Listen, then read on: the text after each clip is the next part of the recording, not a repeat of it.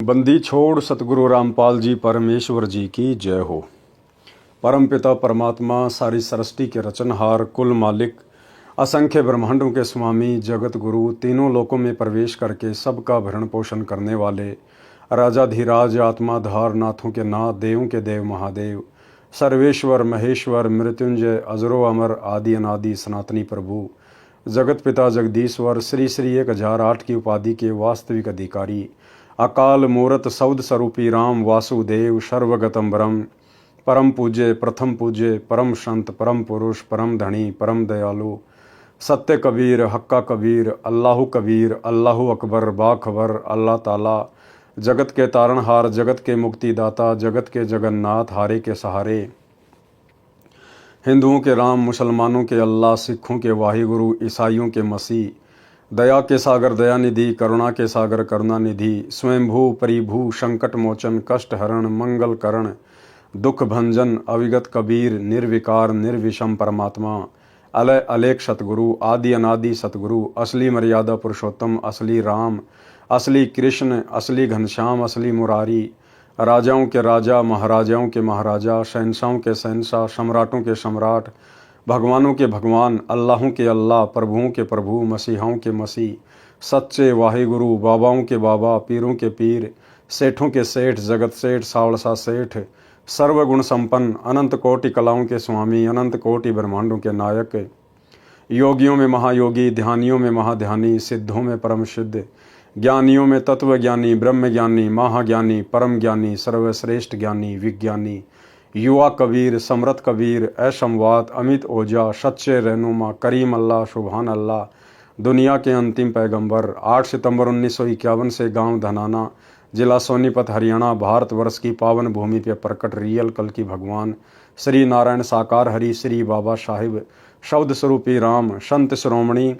सतगुरु रामपाल जी परमेश्वर जी के चरण कमल में साध संगति से जुड़े हुए देश विदेश से आप और हम सभी सत्सेवक भाई बहनों का अनंत कोटि दंडवत प्रणाम।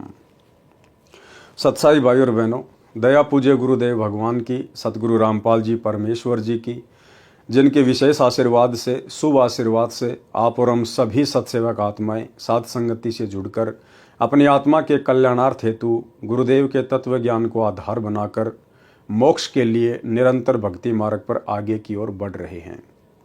भाई और बहनों, पूज्य गुरुदेव भगवान की विशेष रजा से, कृपा से आप और हमें इस कलयुग की बिचली पीढ़ी में ये साध संगति नसीब हुई है। परमात्मा कहते हैं, साध संगत हरि भक्ति बिन कोई न उतरे पार, निर्मल आदि अनादि है गंदा सब संसार। गुरु के ज्ञान के पश्चात आपस में भगत भाई बहन मिलकर उस ज्ञान के ऊपर जो चर्चा करते हैं उसको कहते हैं साध संगति। साध संगति से ज्ञान का निखार होता है, आत्मा में दृढ़ता आती है, विकारों से दूर होती है, अपने गुरु को पहचान पाती है।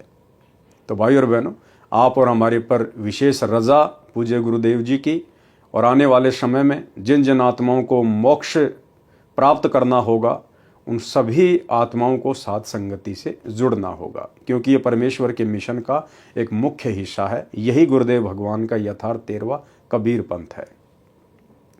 तो पूज्य गुरुदेव जी के कर कमल से लिखित पवित्र पुस्तक मुक्ति बोध के ऊपर वीडियो बनाने की श्रृंखला जारी है। इसी श्रृंखला में आज हमारा ये 21वें नंबर का वीडियो है। प्रत्येक वीडियो में सतगुरुदेव भगवान के आशीर्वाद से आप और हमें भक्ति मार्ग के विषय में बहुत कुछ सीखने और समझने को मिलता है। तो भाई और बहनों, आज की वीडियो में हम आगे बढ़ते हैं। पवित्र पुस्तक मुक्ति बोध, पेज नंबर 227, कथा शंकर जी का मोहिनी स्त्री के रूप पर मोहित होना। शंकर जी 3 लोक में तमोगुण के प्रधान देवता, उनका मोहिनी के ऊपर विषय वासनाओं में फंसकर काल प्रेरणा से मोहित हो जाना। बहुत सारी शिक्षाएं गुरुदेव भगवान के आशीर्वाद से हमें इन पवित्र पुस्तकों से मिलती हैं, और ये वीडियो बनाने का मकसद यही है कि हम उन गलतियों से बचें जिन गलतियों के कारण आज इन 3 लोक के भगवानों के नाम पर दाग लग चुका है, इनके चरित्र पर दाग लग चुका है। और कोई ये ना सोचे कि मैं तो कुछ भी कर लूंगा, छुपा लूंगा, किसी के सामने बात नहीं आएगी। जब इन तीन लोक के भगवानों की जो बातें हैं, इनका जो चरित्र है, इनके जो कर्म कुकर्म हैं, जो पिछले लाखों वर्षों से छुपते छुपाते आ रहे थे, लेकिन इस कलयुग की पिछली पीढ़ी में उन सब का पर्दाफाश हो गया, सबकी पुस्तक ओपन हो गई। जब ये काल बली 21 ब्रह्मांड का स्वामी, ये ज्योति निरंजन अपने कर्म कुकर्म नहीं छुपा पाया, तो भला आप और हम 2 कोटि के जीवों की क्या औकात है। यदि हम समय रहते सतगुरु की शरण में नहीं आए, बुराइयों से किनारा करके भक्ति मार्ग पर नहीं लगे, तो फिर आप और हमारी क्या औकात, जो आप और हमारे कर्म कुकर्म सामने नहीं आएंगे, जन्म जन्मांतरों के सामने आ जाएंगे। तो भाइयों और बहनों, आज मौका है। वर्तमान भक्ति ग्रहण करने से पहले आप और हमने कितने कर्म किए, कितने कुकर्म किए, परमेश्वर उन सबको अनदेखा कर देगा, चित्रगुप्त के कागज फाड़ देगा। यदि हमारी नीयत शुद्ध हो गई, साफ हो गई, और यदि हम मोक्ष मार्ग पर आगे बढ़ चले तो। अन्यथा ये कर्म कुकर्म के कागज आज नहीं तो कल, कल नहीं तो परसों, नहीं तो अगले जन्म में, ये भाई और बहनों इसी प्रकार से खुलते रहेंगे और यहाँ की झूठी महिमा में आप और हम फंसते रहेंगे। कथा शंकर जी का मोहिनी स्त्री के रूप पर मोहित होना। जिस समय दक्ष की बेटी यानी उमा शंकर जी की पत्नी ने श्री रामचंद्र जी की वनवास में सीता रूप बनाकर परीक्षा ली थी। एक समय शंकर और उमा जी यानी पार्वती जी कहीं जा रहे थे। उसी समय पृथ्वी लोक पर श्री विष्णु भगवान रामचंद्र अवतार रूप में आए हुए थे। उनको 14 साल का वनवास प्राप्त था। उसी समय रावण उनकी पत्नी को उठाकर ले गया, उनका हरण करके ले गया। श्री रामचंद्र जी हैं तो ये भी जीव संज्ञा में ही अपनी पत्नी के वियोग में विलाप कर रहे थे, बुरी तरह से रो रहे थे, पेड़ों से लिपट लिपट कर पूछ रहे थे, हिरणों से लिपट लिपट कर पूछ रहे थे, मेरी सीता कहाँ है, मेरी सीता कहाँ है। ऊपर से श्री शंकर जी ने उनको प्रणाम किया शीश झुकाकर। तो पार्वती ने कहा कि हे भगवान, आप किसको नमन कर रहे हैं। तो शंकर जी ने कहा कि नीचे भगवान विष्णु जो रामचंद्र रूप में आए हुए हैं उनको नमन कर रहा हूं। तो पार्वती जी को अपने पति की उस बात पर यकीन नहीं हुआ। बोला ये नहीं हो सकता, ये भगवान विष्णु कैसे हो सकता है, नहीं हो सकता, मैं नहीं मानती और मैं तो इसकी परीक्षा लूंगी। तो श्री शंकर जी ने मना कर दिया था कि पार्वती तू परीक्षा मत लेना। पार्वती ने कहा था मैं सीता रूप बना के परीक्षा लूंगी। तो शंकर जी ने कहा था कि सीता मेरी माता तुल्य है, मेरी भाभी है, और यदि तूने उनका रूप बनाकर परीक्षा ले ली तो तू मेरी माता तुल्य हो जाएगी, ये गलती मत करना। लेकिन काल ने तो भाई और बहनों झगड़े करवाने से मतलब है। कुछ समय के उपरांत पीछे से पार्वती ने सीता रूप बनाया, श्री रामचंद्र जी के समक्ष जा खड़ी हुई। जिस समय दक्ष की बेटी यानी उमा शंकर जी की पत्नी ने श्री रामचंद्र जी की वनवास में सीता रूप बनाकर परीक्षा ली थी, श्री शिव जी ने ऐसा न करने को कहकर घर से बाहर चले गए थे। सीता जी का अपहरण होने के पश्चात श्री राम जी अपनी पत्नी के वियोग में विलाप कर रहे थे यानी रो रहे थे। तो उनको सामान्य मानव जानकर उमा जी ने शंकर भगवान की उस बात पर विश्वास नहीं हुआ कि ये विष्णु जी ही पृथ्वी पर लीला कर रहे हैं। जब उमा जी सीता जी का रूप बनाकर श्री राम जी के पास गई तो वे बोले, हे दक्ष पुत्री माया, भगवान शंकर को कहाँ छोड़ाई। इस बात को श्री राम जी के मुख से सुनकर उमा जी लज्जित हुई और अपने निवास पर आ गई। शंकर जी की आत्मा में प्रेरणा हुई कि उमा ने परीक्षा ली है। शंकर जी ने विश्वास के साथ कहा कि परीक्षा ले आई। उमा जी ने कुछ संकोच करके भय के साथ कहा कि परीक्षा नहीं ली अविनाशी। शंकर जी ने सती जी को हृदय से त्याग दिया था, पत्नी वाला कर्म भी बंद कर दिया, बोलना भी बंद कर दिया। तो सती जी अपने घर राजा दक्ष के पास चली गई। कहने का मतलब भाई और बहनों, जब तक हमें ज्ञान नहीं था हम सोचा करते थे ना जाने ये देवी देवता ब्रह्मा विष्णु महेश कैसे रहते होंगे, कैसे खाते होंगे, कैसे इनके कामकाज होंगे। अब इन कथाओं से गुरुदेव भगवान ने आप और हमारा मोतियाबिंद हटा दिया कि ये भी जीव संज्ञा में है, जीव संज्ञा में। जैसे घर घर में लड़ाई झगड़ा, पति का पत्नी के साथ, सास ससुर के साथ, ऐसा ही वहां पर है। यहां से भी बुरा काम है ऊपर के लोकों में। पार्वती जी अपने पति की बात नहीं मानती है। और जब शंकर जी ने पूछा कि ले आई परीक्षा, तो पार्वती जी ने अपने पति से झूठ बोल दिया, जैसे कि यहां की आम सांसारिक औरतें बोल देती हैं। ऐसे ही पार्वती जी ने भी शंकर जी से झूठ बोल दिया कि नहीं भगवान, मैं परीक्षा लेके नहीं आई। लेकिन शंकर जी को तो पता चल गया काल प्रेरणा से कि ये परीक्षा लेके आई है। उसके बाद शंकर जी अपनी पत्नी से नाराज हो गए, जैसे यहां के लोग छोड़ देते हैं, त्याग देते हैं, तलाक दे देते हैं, शारीरिक संबंध बनाना छोड़ देते हैं। ऐसे ही भगवान शंकर ने पार्वती के साथ पति पत्नी मिलन करना छोड़ दिया। उनको हृदय से त्याग दिया कि तू मेरी पत्नी नहीं है, तूने मेरे से झूठ क्यों बोला? मैं तो तेरे को अपने प्राणों से ज्यादा चाहता था, तेरे ऊपर इतना विश्वास करता था, और तूने मुझे ही झूठ बोल दिया। तो शंकर जी ने अपनी पत्नी को दिल से त्याग दिया, जैसे यहां के लोग छोटी छोटी बातों को लेकर और तलाक दे देते हैं। शंकर जी ने सती जी को हृदय से त्याग दिया था, पत्नी वाला कर्म भी बंद कर दिया, बोलना भी बंद कर दिया। तो सती जी अपने घर राजा दक्ष के पास चली गई। राजा दक्ष ने उसका आदर नहीं किया। पार्वती का पिता राजा दक्ष, वो पहले से ही उससे नाराज था, क्योंकि पार्वती ने अपनी मर्जी से शंकर जी के साथ में लव मैरिज की थी। लव मैरिज जैसे यहां की लड़कियां कर लेती हैं माता पिता की रजामंदी के विरुद्ध, ऐसे ही पार्वती जी ने शंकर जी के साथ शादी कर ली थी। इस बात से राजा दक्ष अपनी पुत्री से नाराज चल रहा था। तो सेम टू सेम भाई और बहनों, वही रामायण, वही बातें, घर घर में लड़ाई झगड़ा, मनमुटाव, राग द्वेष, ईर्ष्या, यहां से कहीं ज्यादा गंदगी ऊपर के लोकों में है, जिसको हम सुरक कहते हैं। राजा दक्ष ने उसका आदर नहीं किया, क्योंकि उसने शिव जी के साथ विवाह पिता की इच्छा के विरुद्ध किया था। राजा दक्ष ने हवन कर रखा था, हवन कुंड में छलांग लगाकर सती जी ने प्राणांत कर दिया था। अब जिस समय पार्वती यानी सती अपने पिता राजा दक्ष के घर पे गई शंकर जी से नाराज होके, उधर मनमाना आचरण करते हुए शास्त्रों के विरुद्ध हवन यज्ञ शुरू करवा रखा था। एक बड़ा सा हवन तैयार कर रखा था, खड्डा खोद के लकड़ियां डाल रखी थी, पंडित लोग घी के पीपे ठोक रहे थे, स्वाहा। वो स्वतंत्र कर्म था। और नाराज होकर सती उसी में छलांग मार गई कि मैं करवाती हूं तेरा यज्ञ पूर्ण। वही सारी की सारी बातें, ये मनमाना आचरण होता है भाई और बहनों।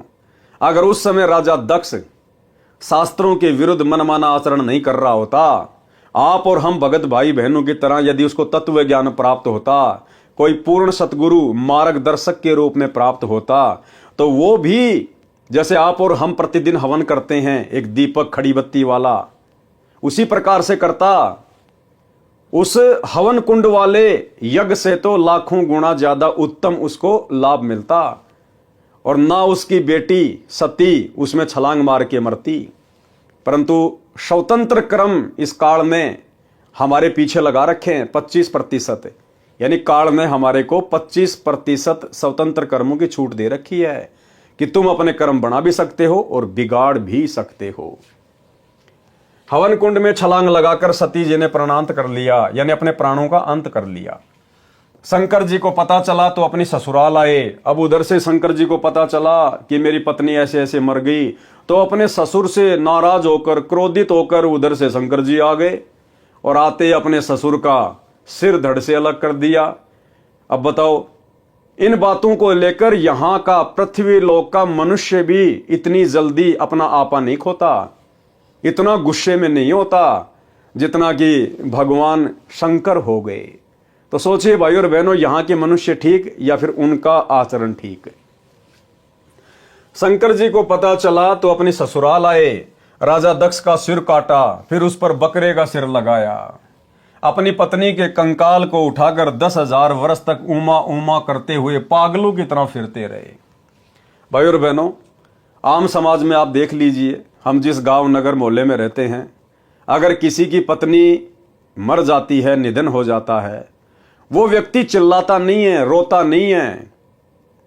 और यहां भगवान शंकर जिनकी भक्ति करके हम मोह माया से दूर होना चाहते हैं, मोक्ष प्राप्त करना चाहते हैं, ये स्वयं काल प्रेरणा से मोह माया में किस कदर लिपटे हुए हैं। शंकर जी अपनी पत्नी के जले हुए उस कंकाल को, शरीर को सीने से लगाकर 10,000 वर्ष तक पागलों की तरह ना कुछ खाया, ना कुछ पिया, ना नहाने धोने पैरने की सुध, पागलों की तरह विचरण करते हुए हाय सती, जैसे बंदरिया का बच्चा मर जाता है, मरे हुए को अपना समझकर मोह माया में अपने सीने से लगाकर चिपका के रखती है। तो इसी प्रकार भगवान शंकर की हालत थी। अब सोचिए भाइयों और बहनों, इस काल ने सबसे ज्यादा ये गंदगी मोह माया की इन भगवानों को लगा रखी है या हम जीवों को लगा रखी है।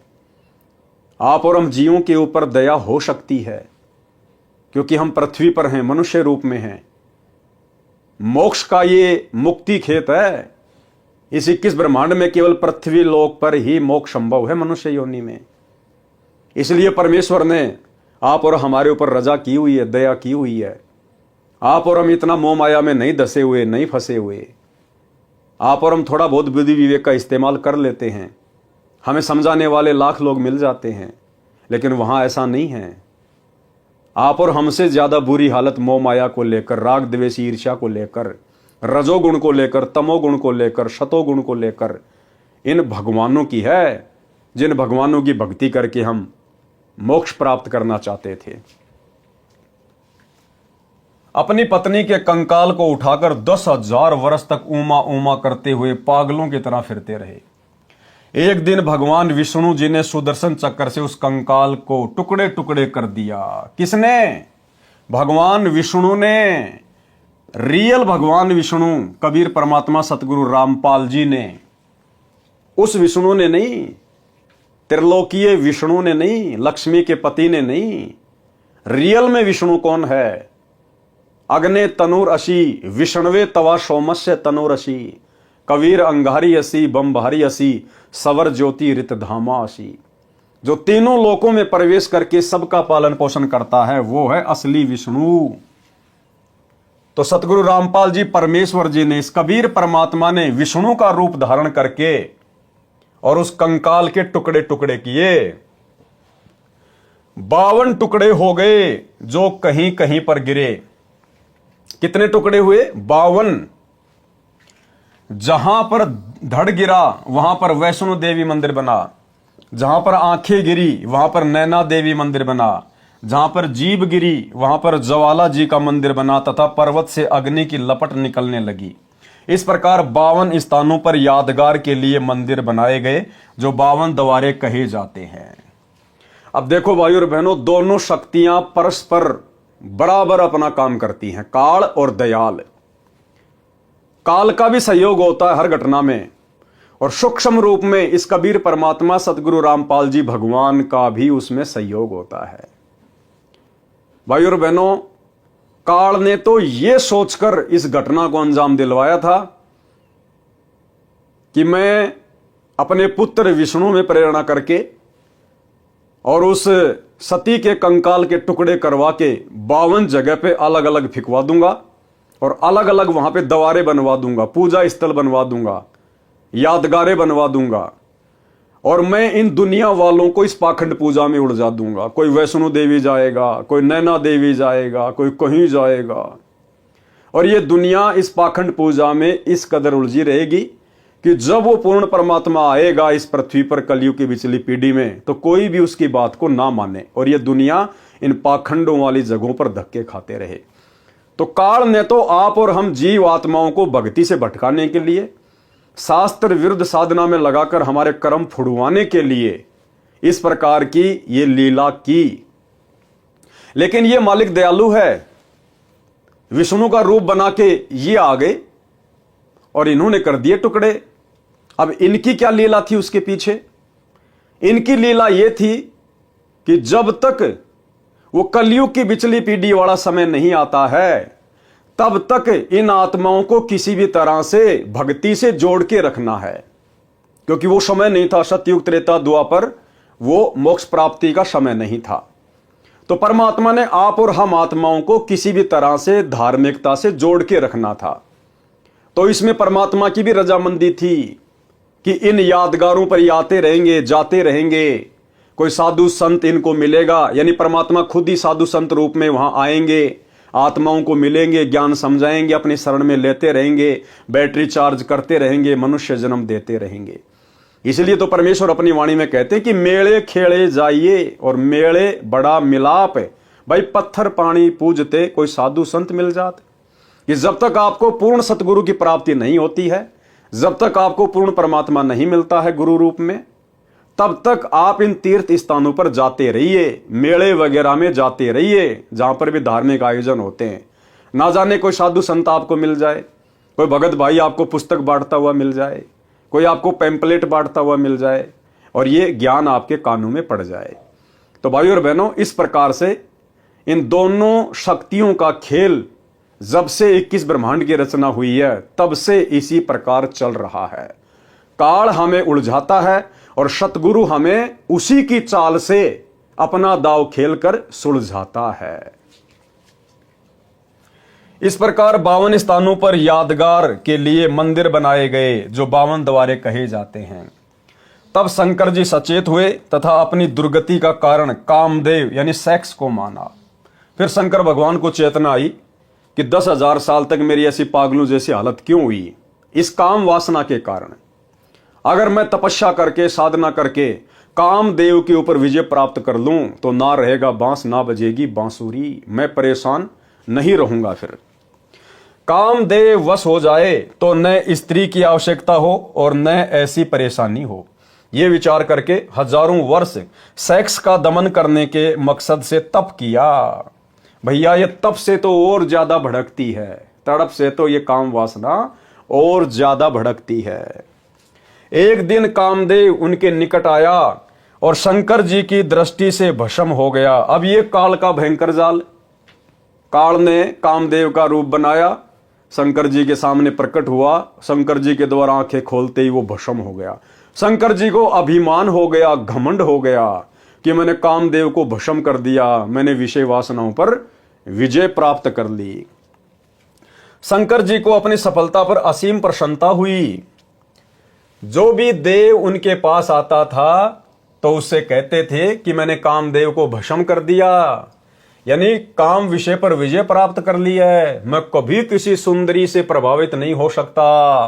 अन्य जो विवाह किए हुए हैं वे ऊपर से सुखी नजर आते हैं, अंदर से महादुखी रहते हैं। उनको सदा अपनी पत्नी की रखवाली, समय पर घर पर न आने से डांटे खाना आदि आदि परेशानियां सदा बनी रहती है। मैंने ये दुख निकट से देखा है। अब न रहेगा बांस, न बजेगी बांसुरी। क्या कह रहे हैं भगवान शंकर, जिनको हम भगवान मानते हैं, परमात्मा मानते हैं?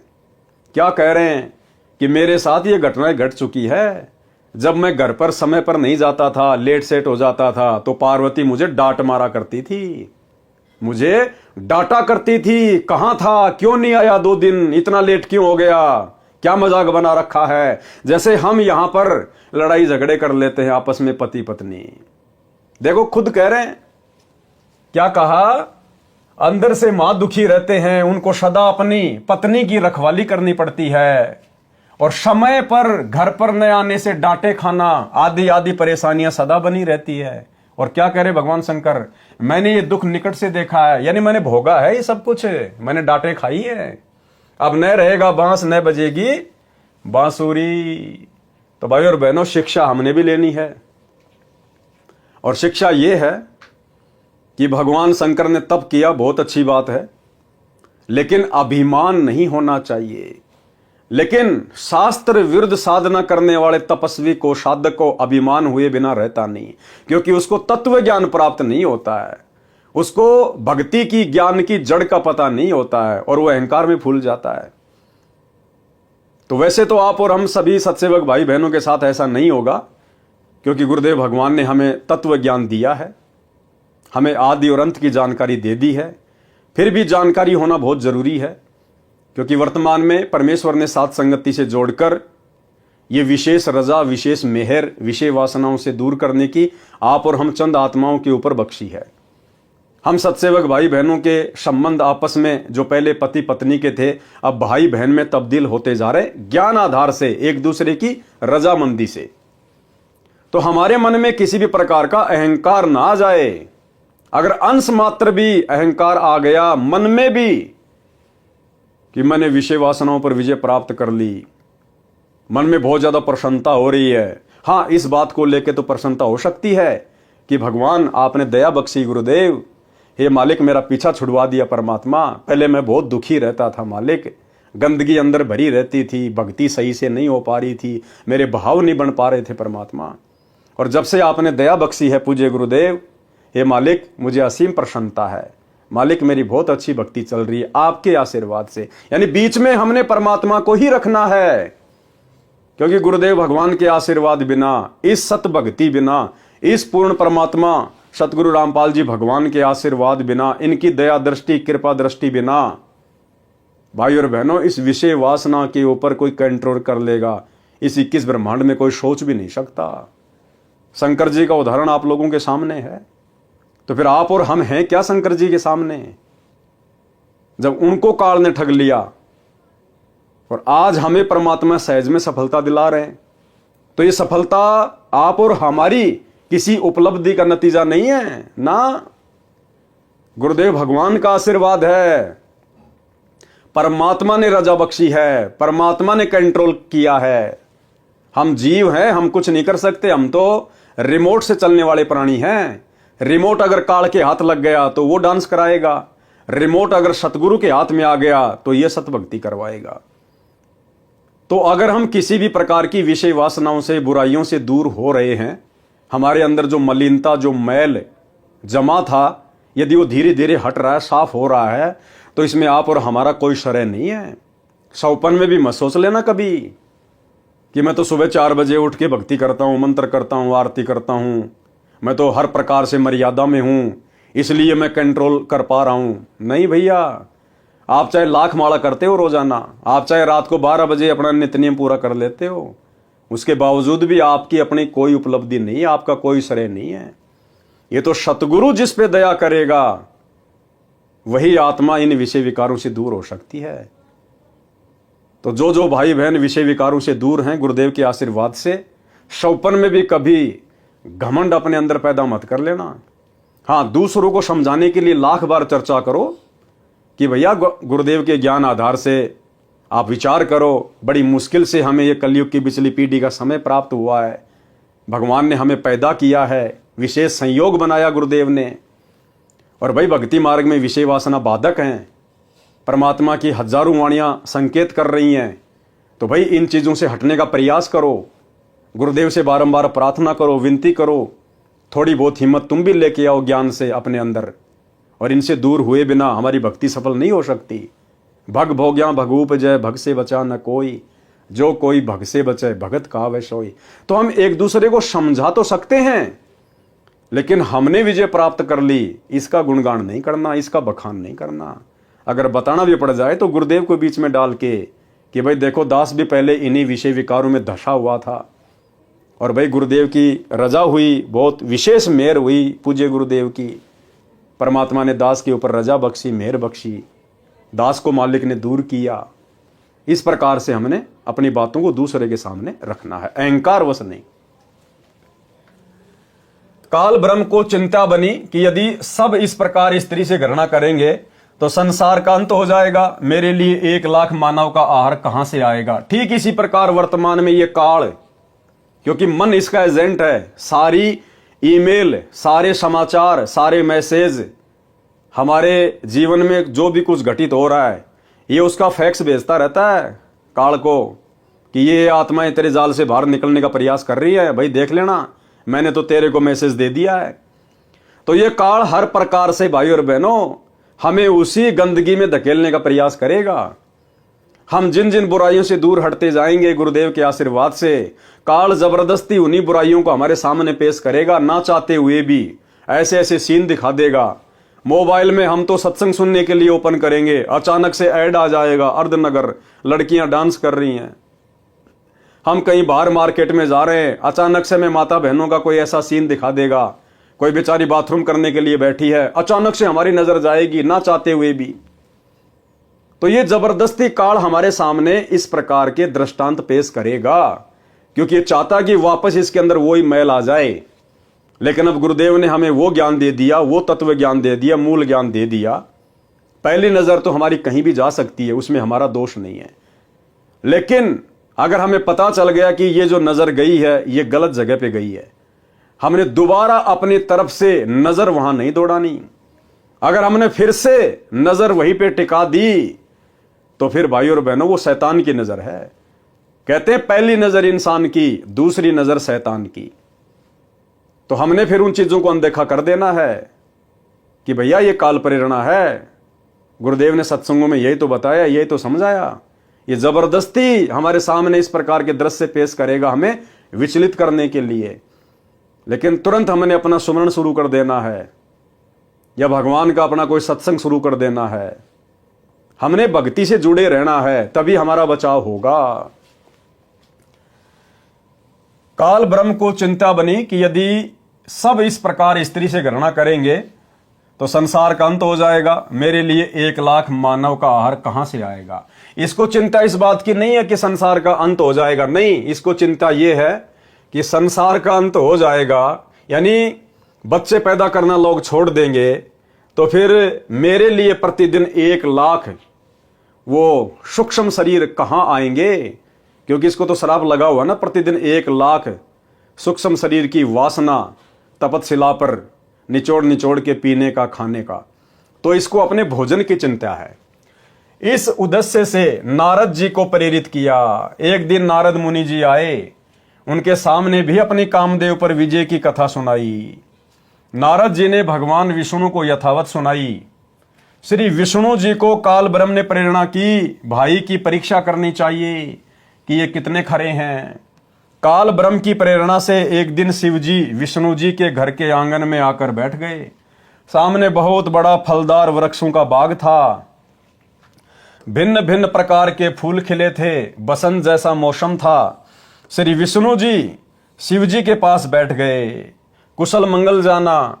फिर विष्णु जी ने पूछा, सुना है कि आपने काम पर विजय प्राप्त कर ली है। शिव जी बोले, हाँ, मैंने कामदेव का नाश कर दिया है। ये नहीं कहा कि मैंने परमेश्वर की रजा से, उनके आशीर्वाद से तप करके, भक्ति करके और इस कामदेव पर विजय प्राप्त की है। सीधा क्या कहा, हाँ, मैंने कामदेव पर विजय प्राप्त कर ली है। कुछ देर बाद शिव जी के मन में प्रेरणा हुई कि भगवान, मैंने सुना है कि सागर मंथन के समय आप जी ने मोहिनी रूप बनाकर राक्षसों को आकर्षित किया था। आप उस रूप में कैसे लग रहे थे, मैं देखना चाहता हूं। पहले तो बहुत बार विष्णु जी ने मना किया, परंतु शिव जी के हट के सामने स्वीकार किया और कहा कि कभी फिर आना, आज मुझे किसी आवश्यक कार्य से कहीं जाना है। यह कहकर विष्णु जी अपने महल में चले गए। अब विष्णु जी तो अपने महल में चले गए, अब पीछे से कबीर परमेश्वर सतगुरु रामपाल जी भगवान ने फिर मोहिनी का रूप धारण किया। मोहिनी का रूप धारण है, क्योंकि भाई और बहनों, हम सब इसी की आत्मा है और आत्मा में यदि अहंकार आ गया तो ये परमात्मा उसको चकनाचूर किए बिना छोड़ता नहीं है। और आज एक उदाहरण पेश करना था परमात्मा ने कि काल प्रेरणा क्या होती है। ये भगवान भी काल के वशीभूत हैं, ब्रह्मा विष्णु महेश 33 करोड़ देवी देवता। और इस नकली भक्ति से विषय वासनाओं पर कंट्रोल नहीं किया जा सकता जब तक ये तत्व ज्ञान नहीं मिलेगा, सतगुरु का पूर्ण मोक्ष मंत्र नहीं मिलेगा। तो परमेश्वर ने उदाहरण भी पेश करने थे। ये कहकर विष्णु जी अपने महल में चले गए। शिव जी ने कहा कि जब तक आप वह रूप नहीं दिखाओगे मैं भी जाने वाला नहीं हूं। अब ये हठ धर्मिता है, हठ धर्मिता। अब देखो, ये बच्चों जैसी बात काल प्रेरणा से शंकर जी कर बैठे कि जब तक आप अपना वो रूप नहीं दिखाओगे मैं भी यहां से नहीं जाने वाला। तो ये हठ धर्मिता आप और हम भक्तों ने कभी अपने जीवन में नहीं करनी है। मैं भी जाने वाला नहीं हूं। कुछ ही समय के बाद शिव जी की दृष्टि बाग के एक दूर वाले कोने में एक अप्सरा पर पड़ी जो सुंदरता का सूर्य थी। गुरुदेव भगवान सतगुरु रामपाल जी परमात्मा अप्सरा का रूप धारण करके, मोहिनी का रूप धारण करके और शंकर जी को दिखाई दिए उस बगीचे में एक कोने में। इसी प्रकार भाइयों और बहनों, ये परमात्मा आप और हमारी परीक्षा लेने के लिए इस कलयुग की बिचली पीढ़ी में कि मेरे बच्चों के ऊपर मेरे ज्ञान का कितना असर हुआ है, इसी प्रकार से किसी भी औरत का रूप बनाकर आप और हमारे सामने भी पेश हो सकते हैं। इस प्रकार की अश्लील हरकतें भी करेगा ये भगवान, आप और हमें रिझाने का प्रयास भी करेगा, अश्लील संकेत भी करेगा हमें चेक करने के लिए। तो भाइयों और बहनों, हर प्रकार से हमने इस ज्ञान को आधार बना के चलना है। अब कौन था वो अप्सरा? हमारे गुरुदेव भगवान, ये कबीर परमात्मा। इधर उधर देखकर शिव जी उसकी ओर चल पड़े। जो जो निकट गए तो वह सुंदरी अधिक सुंदर लगने लगी और वह अर्धनग्न वस्त्र पहने थी। कभी गुप्तांग वस्त्र से ढक जाता तो कभी हवा के झोंके से आधा हट जाता। सुंदरी ऐसे भाव दिखा रही थी जैसे उसको कोई नहीं देख रहा। जब शिवजी को निकट देखा तो शर्मसार होकर तेज चाल से चल पड़ी। शिवजी ने भी गति बढ़ा दी। बड़े परिश्रम के पश्चात तथा घने वृक्षों के बीच मोहिनी का हाथ पकड़ पाए। अब भगवान शंकर ने मोहिनी का हाथ पकड़ लिया बद नीयत से, शारीरिक मिलन करने की नीयत से। बिल्कुल पागल हो गया विषय वासना में देखते ही।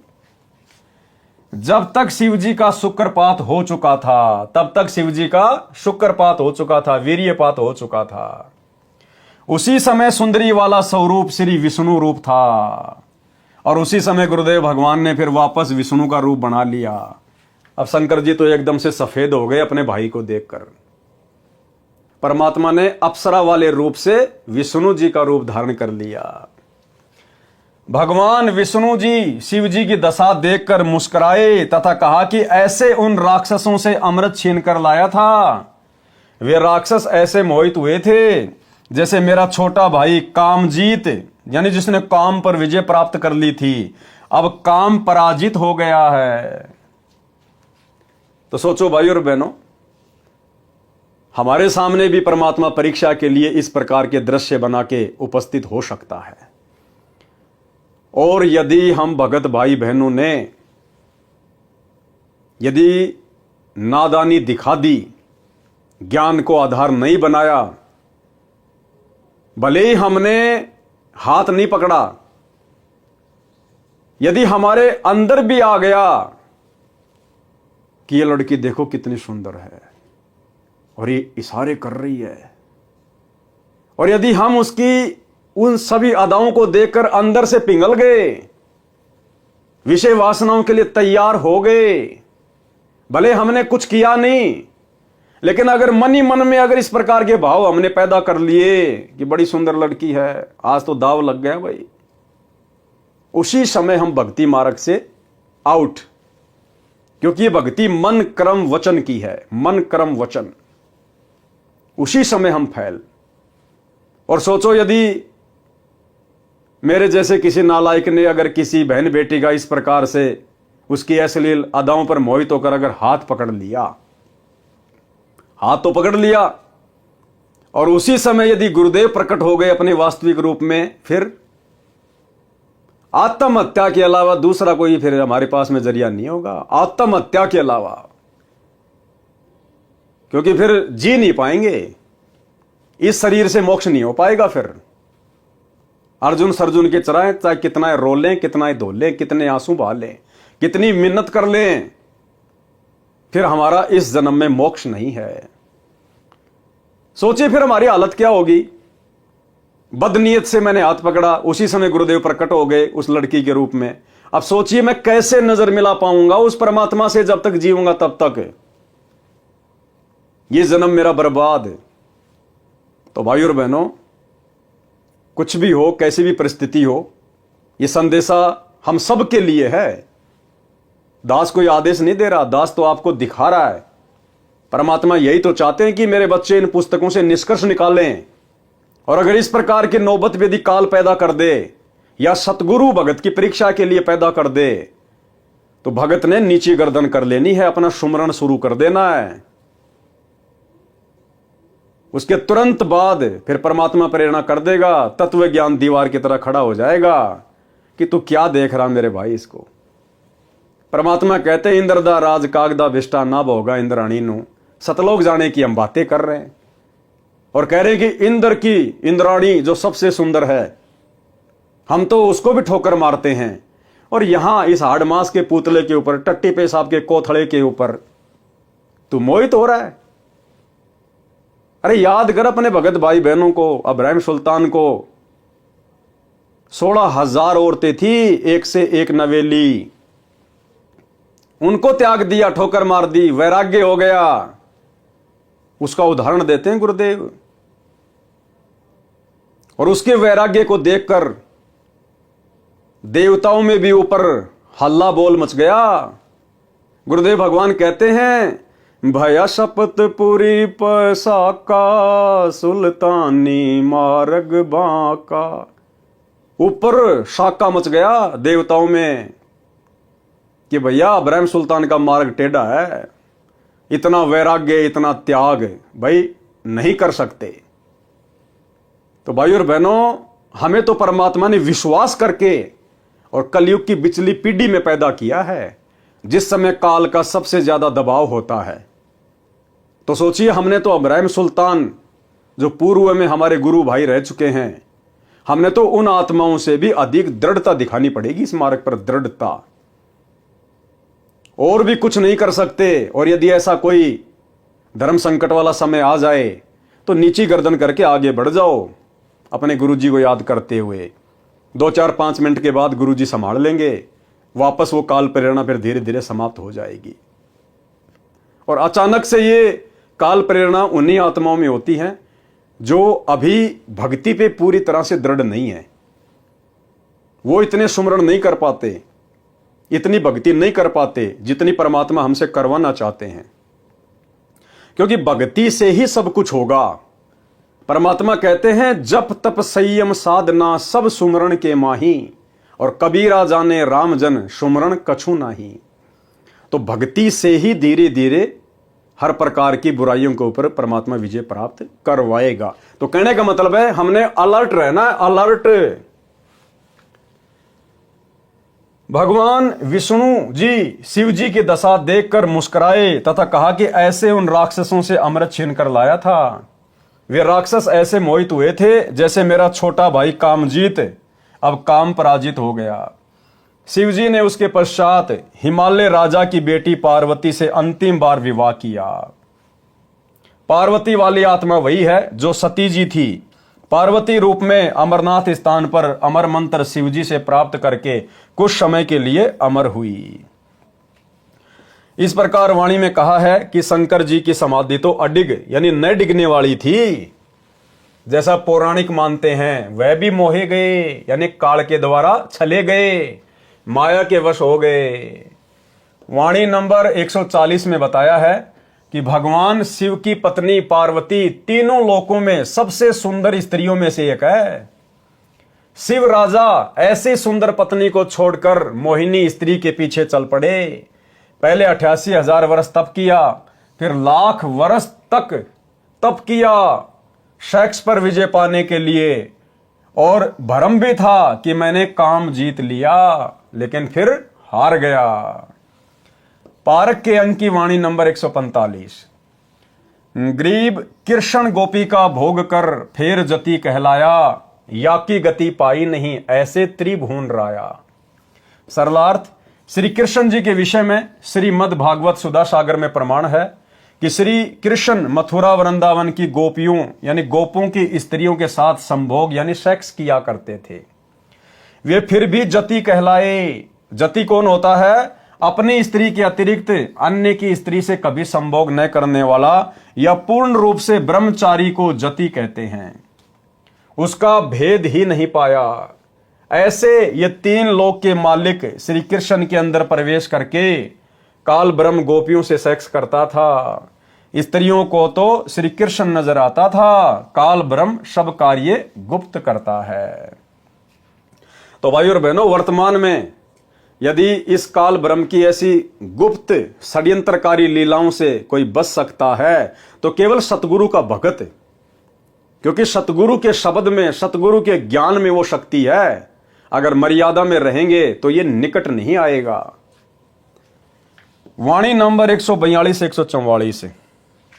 गरीब यो बीजक विस्तार है, मन की झाल किलोल, पुत्री ब्रह्मा देख कर हो गए डामाडोल। ब्रह्मा जी भी इसके सामने नहीं टिक पाए।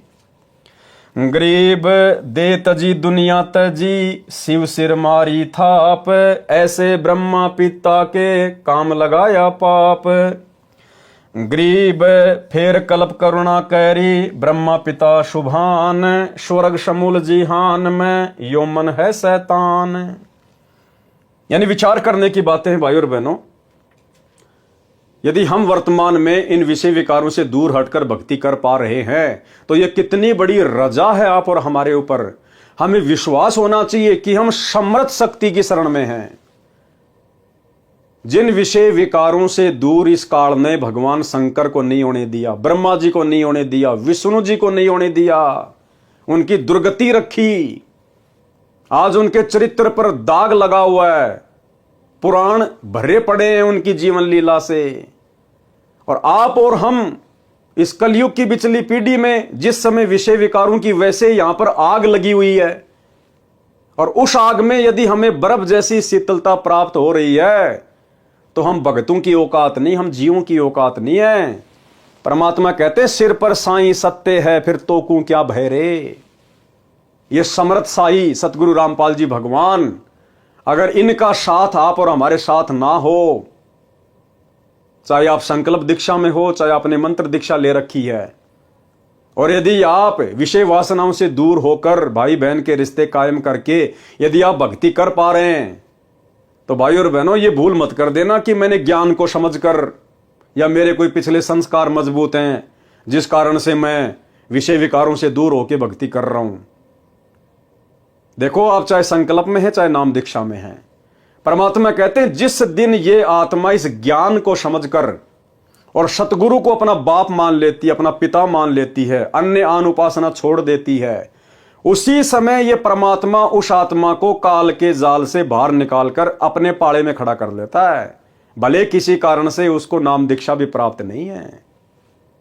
तो ये नहीं सोचना चाहिए कि मैंने तो संकल्प कर रखा है, मेरे ऊपर तो गुरु जी की दया नहीं होगी। अगर गुरु जी की दया नहीं हो तो आप संकल्प ले ही नहीं सकते, और ले लिया तो आप 1 महीने से ज्यादा उसको निभा नहीं सकते। और उसके बावजूद भी यदि परमेश्वर ने हमारे ऊपर इतनी बड़ी दया कर रखी विषय वासनाओं को लेकर, अन्य नियम मर्यादाओं को लेकर, तो सतगुरु जी ने हमें अपने हाथों पे उठा रखा, हाथों पे। हाँ, अपने गलती से नीचे गिरेंगे तो भाई फिर तो देखो काल तैयार बैठा कुत्ते की तरह पिंडी पाड़ने के लिए। सरलार्थ, एक समय ब्रह्मा जी देवताओं तथा ऋषियों को वेद ज्ञान समझा रहे थे, मन तथा इंद्रियों पर संयम रखने पर जोर दे रहे थे। ब्रह्मा जी की बेटी सरस्वती पति चुनने के लिए अपने पिता की सभा में गई, जिसमें युवा देवता तथा ऋषि विराजमान थे। उनको आकर्षित करने के लिए सब श्रृंगार करके सज धज कर गई थी। अब देखो, ब्रह्मा जी की पुत्री का भी मनमाना आचरण, स्वतंत्र कर्म। और भाई और बहनों, कोई भी आत्मा 21 ब्रह्मांड में यदि स्वतंत्र कर्मों का नाजायज दुरुपयोग करेगी तो उसको सजा भोगनी पड़ेगी। खुद के कर्म फूटेंगे, साथ में दूसरे की फुड़वाएगी। अब यदि ब्रह्मा जी की पुत्री सरस्वती यह शास्त्र विरुद्ध मनमाना आचरण, सजना धजना, 16 प्रकार के श्रृंगार करना, पर पुरुषों को आकर्षित करने के लिए, रिझाने के लिए, अगर वो इस प्रकार से ये ढोंग पाखंड करके सभा में ना जाती तो बेचारे ब्रह्मा जी भी अपने कर्म फुड़वाने से, अपने चरित्र पर दाग लगवाने से बच जाते। लेकिन सरस्वती का मनमाना आचरण, स्वतंत्र कर्मों का नाजायज दुरुपयोग, साथ में अपने पिता की भी जग में बदनामी करवा दी। अपनी पुत्री की सुंदरता देखकर काम यानी सेक्स के वश होकर, संयम खोकर, विवेक का नाश करके अपनी बेटी से संभोग यानी सेक्स करने को उतारू हो गया था। अब बताओ, इस काल ने ब्रह्मा जी को नहीं छोड़ा, यानी इस पृथ्वी लोक की, स्वर्ग लोक की और ये पाताल लोक की सृष्टि ब्रह्मा जी से शुरू करवाई है काल ने। यानी ब्रह्मा जी को तीनों लोकों का प्रजापति कहा जाता है। अब जब यहां के प्रजापति की, ब्रह्मा जी की ये हालत है, दूसरों को उपदेश दे रहा है, वेद पढ़ा रहा है, और भरी सभा में काल प्रेरित हो गया, काम प्रेरित हो गया, और सभी देवताओं के सामने अपनी ही बेटी की पीछे से बांध भर ली सेक्स करने के लिए। तो भाई और बहनों, आप और हम 2 कोटि के जीवों को भला ये कैसे छोड़ सकता है काल। लेकिन यदि वर्तमान में हम इसकी पहुंच से दूर हैं तो इसमें हमारा कोई श्रेय नहीं है। पूज्य गुरुदेव भगवान की रजा, इनकी दया, इनकी मेहर है। ब्रह्मा पाप के भागी बने, मन तो कबीर परमात्मा की भक्ति तथा तत्व ज्ञान से काबू में आता है। मन यानी काल कैसे आता है काबू में? मन तो कबीर परमात्मा की भक्ति। तो आज हम भक्ति किसकी कर रहे हैं? अपने गुरुजी की। तो गुरुजी कौन हुए? कबीर परमात्मा। मन तो कबीर परमात्मा की भक्ति तथा तत्व ज्ञान से काबू में आता है। आज तत्व ज्ञान कौन दे रहा है? गुरुदेव भगवान। तो कौन हुए हमारे गुरुदेव? स्वयं कबीर परमात्मा। वाणी नंबर 146। गरीब बाण लगाया बा लिया, प्रभास क्षेत्र के माही, सूक्ष्म देही सुरग गए, यहां कुछ बिछरिया नाही। सरलार्थ, श्री कृष्ण जी के पैर में बालिया नामक शिकारी ने तीर मारा। श्री कृष्ण जी की मृत्यु हो गई, परंतु सूक्ष्म शरीर सहित स्वर्ग चला गया। वाणी नंबर 147 से 149। गरीब दुर्वासा कोपे तहां, समझ न आई नीच, 56 कोटि यादव कटे, मची रुधिर की कींच। गरीब गुद्दड़ गर्भ बनाए कर, कीनी बहुत मजाक, डरिए साईं संत से, सुखदेव बोले शाख। गरीब 10,000 पुत्र कटे, गोपी काव्यो लूटी, गणिका चढ़ी विमान में, भाव भक्ति से छूटी। अब देखो यहां परमात्मा ने हमें 2 शिक्षा दी हैं। सबसे पहली शिक्षा, हम संत बन गए, भगत बन गए। तो आप और हमने अब गुरुदेव के आशीर्वाद से अपने गुस्से पर, अपने क्रोध पर कंट्रोल करके अगम निगम की सोच के हमने एक एक शब्द अपनी जुबान से निकालना है। दुर्वासा संत था और अंत में उसने क्या कर दिया? जरा सी बात के ऊपर वहां के लड़कों ने, श्री कृष्ण जी के लड़के प्रद्युम्न ने और अन्य लड़कों ने जरा सा मजाक कर दिया उसके साथ में। उसने श्राप दे दिया, 56 करोड़ यादव आपस में कट कट के मर गए, खून की नदियां बह गई। तो परमात्मा कहते हैं ये संतों के लक्षण नहीं, संतों के स्वभाव नहीं, भक्तों के अंदर ऐसे लक्षण नहीं होने चाहिए। हमने सहनशील होना पड़ेगा, हमने संयमित होना पड़ेगा। भाई हम तो समर्थ की शरण में हैं, अगर हम मर्यादा में हैं तो हमारा तो कोई कुछ बिगाड़ नहीं सकता, चाहे कितना मजाक करे, कितना कुछ करे। फिर हमने किसी को भला बुरा बोलने की क्या आवश्यकता? दूसरी शिक्षा यह है कि साधु संतों के साथ में अनर्गल मजाक भी नहीं करना चाहिए। मजाक तो करना ही नहीं चाहिए। भाई कोई अपनी भक्ति कर रहा है, जैसी भी कर रहा है, हमने मजाक नहीं करना चाहिए उनके साथ में, उनका मजाक नहीं उड़ाना चाहिए, उनके साथ में हटकेलियां नहीं करनी चाहिए, उनको हल्के में नहीं लेना चाहिए। तो श्री कृष्ण जी के बेटे प्रद्युम्न ने और उसके साथियों ने दुर्वासा ऋषि के साथ में मजाक किया, हल्के में लिया संतों को, भक्तों को, जिस कारण से पूरे यादव कुल का सर्वनाश हो गया। सरलार्थ, एक समय दुर्वासा ऋषि द्वारका नगरी के पास वन में आकर ठहरा, धूणा अग्नि लगाकर तपस्या करने लगा। दुर्वासा ऋषि श्री कृष्ण जी के आध्यात्मिक गुरु थे।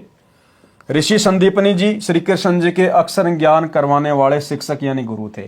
श्री कृष्ण जी के 2 गुरु थे, एक संदीपनी और एक दुर्वासा जी। संदीपनी जी ने केवल उनको अक्षर ज्ञान करवाया, उनको पढ़ना लिखना सिखाया, और दूसरे दुर्वासा ऋषि, उन्होंने आध्यात्मिक ज्ञान दिया, भक्ति का मार्ग बताया। दुर्वासा जी की ख्याति चारों ओर द्वारिका नगरी में फैल गई कि ऐसे पहुंचे हुए ऋषि हैं, भूत भविष्य तथा वर्तमान की सब जानते हैं। द्वारिका के निवासी श्री कृष्ण से अधिक किसी भी ऋषि व देव को नहीं मानते थे। उनको अभिमान था कि हमारे साथ श्री कृष्ण हैं, कोई भी देव ऋषि व साधु हमारा कुछ नहीं बिगाड़ सकता। और यही अभिमान बरवाला कांड 2014 में सतलोक आश्रम मैनेजमेंट हरियाणा को ले डूबा, गुरुदेव के बेटा बेटी भाई बंधु रिश्तेदारों को ले डूबा। अहंकार में आ गए कि हमारे साथ तो गुरुजी हैं, हमारा भला कौन क्या बिगाड़ देगा। हमारे साथ तो लाखों की संगत है, कमांडो बन के मरने मारने के लिए तैयार हैं। हमारे पास तो संगत के दान का करोड़ों रुपया है, प्रशासन हमारा क्या बिगाड़ लेगा। और अपनी नादानी के चलते प्रशासन से पंगा ले लिया। भक्तों को बेचारों को गुरुजी का आदेश बता के काले कपड़े पहना के हाथों में लठ पत्थर पेट्रोल बम दे के खड़ा कर दिया मरने मारने के लिए। यही अहंकार 2014 में गुरुजी के परिवार को ले डूबा, सतलोक आश्रम मैनेजमेंट हरियाणा को ले डूबा। उनको अभिमान था कि हमारे साथ श्री कृष्ण हैं, कोई भी देव ऋषि व साधु हमारा कुछ नहीं बिगाड़ सकता। श्री कृष्ण को सर्वशक्तिमान मान रखा था। द्वारिका के नौजवानों को शरारत सूझी, आपस में विचार किया कि साधु लोग ढोंगी होते हैं, इनकी पोल खोलनी चाहिए, चलो दुर्वासा ऋषि की परीक्षा लेते हैं। श्री कृष्ण के पुत्र प्रद्युम्न ने गर्भवती स्त्री का स्वांग धारण किया, पेट के ऊपर छोटा कड़ाहा बांधा, उसके ऊपर रुई लोगड़ रखकर वस्त्र बांधकर स्त्री के कपड़े पहना दिए, उसका एक पति बना लिया। 7-8 नौजवान यादव उनके साथ दुर्वासा के डेरे में गए और प्रणाम करके निवेदन किया कि ऋषि जी, आपका बहुत नाम सुना है कि आप भूत भविष्य तथा वर्तमान की जानते हैं। ये पति पत्नी हैं, इनके विवाह के 12 वर्ष बाद परमात्मा ने संतान की आशा पूरी की है। ये जानना चाहते हैं कि गर्भ में लड़का होगा या लड़की। ये जानने के लिए उतावले हो रहे हैं, कृपया बताने का कष्ट करें। ये मजाक भक्तों को शोभा नहीं देता। गुरुदेव भगवान कहते हैं, तीर कमान से और बात जुबान से एक बार निकल गई वापस नहीं आती है। इसलिए भक्तों ने बहुत सोच समझकर शब्द अपनी जिह्वा से निकालने चाहिए। सुनिए छोटा सा सत्संग। अब वही तो बात है ना, कहते हैं तीर कमान से और वचन जुबान से निकलने के बाद वो वापस नहीं आता। तो सोच समझकर हमने हर क्रिया बोल चाल करनी चाहिए। और भाई और बहनों, परमात्मा ने महाभारत का जिक्र करते हुए बताया कि एक छोटे से मजाक के कारण द्रौपदी ने अपना देवर समझकर दुर्योधन के साथ छोटा सा मजाक किया था कि अंधों की संतान अंधी होती है, और उस एक शब्द ने महाभारत करवा दी महाभारत। तो हम भक्तों ने इस भक्ति मार्ग पर, विशेषकर वर्तमान में हम सत्सेवक भाई बहनों ने बहुत ही सोच समझ के इन शब्दों का प्रयोग करना है। दुर्वासा ऋषि ने ध्यान लगाकर देखा तो सब समझ में आ गया। क्रोध में भरकर बोला, बताऊं क्या होगा। सबने एक स्वर में कहा कि हाँ ऋषि जी बताओ। दुर्वासा बोला कि इस गर्भ से यादव कुल का नाश होगा। यानी दुर्वासा जैसे क्रोधी भी ना हो भगत, इतने उतावले भी ना हो, अगम निगम की सोच के विचार करना चाहिए। बच्चों ने मजाक कर दिया, क्या हो गया, क्या बिगड़ गया भाई।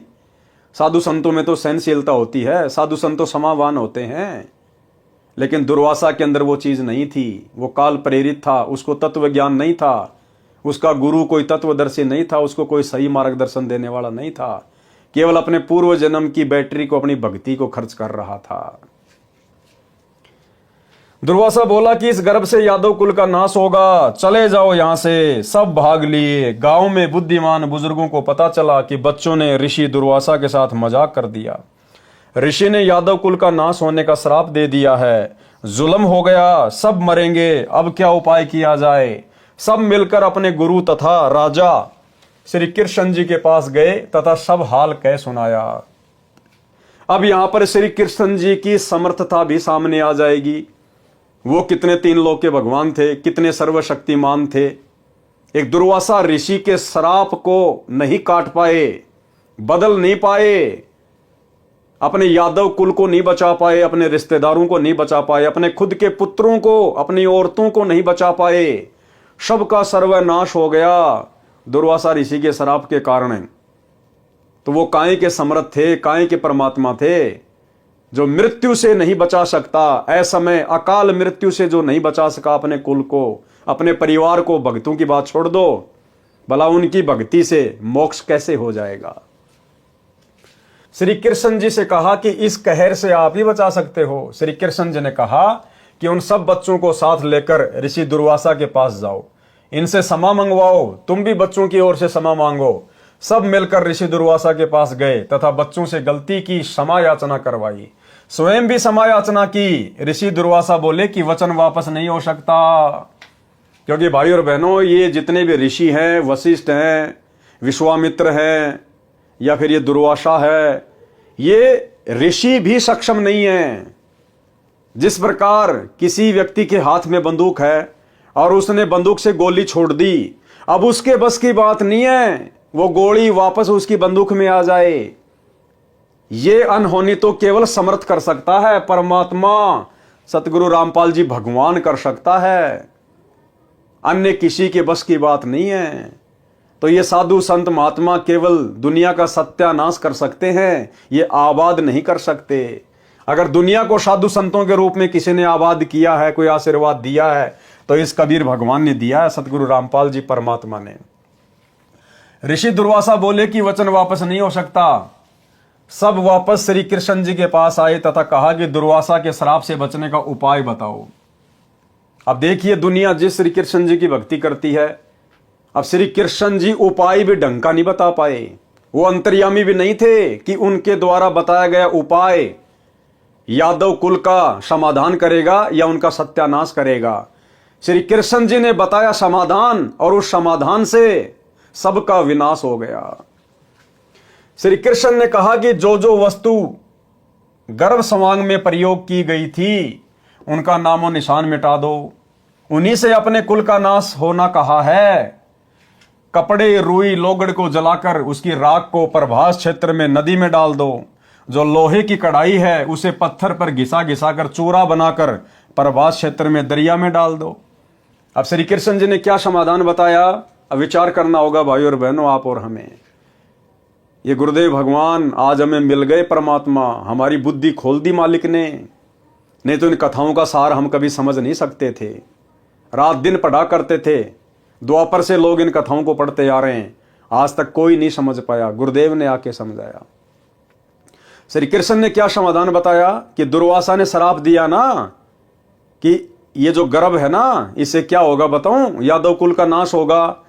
तो क्या था उस गर्भ की जगह पे, लोगड़, कपड़े और वो कड़ाहा।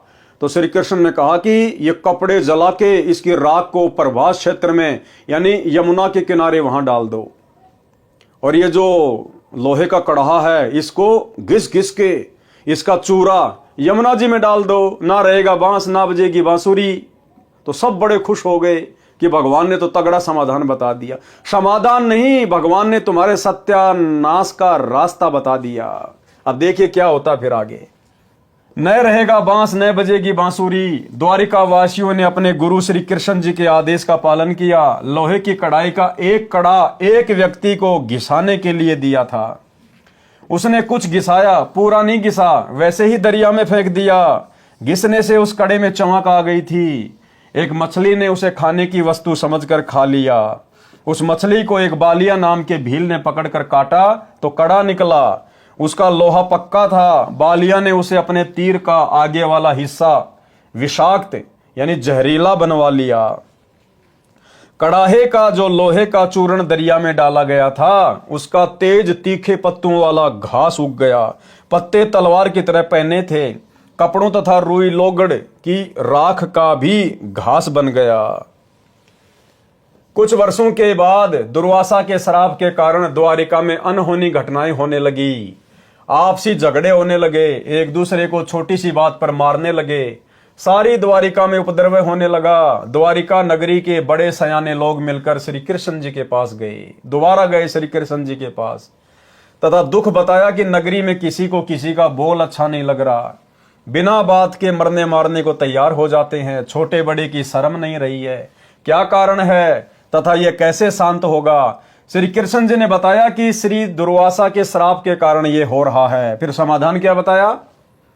अरे दुर्वासा के श्राप का समाधान ही तो आपने बताया था उनको पहले, सालों पहले। अब कह रहे हो कि श्री दुर्वासा ऋषि के श्राप के कारण ये हो रहा है। फिर आपके समाधान ने भला क्या हल निकाला?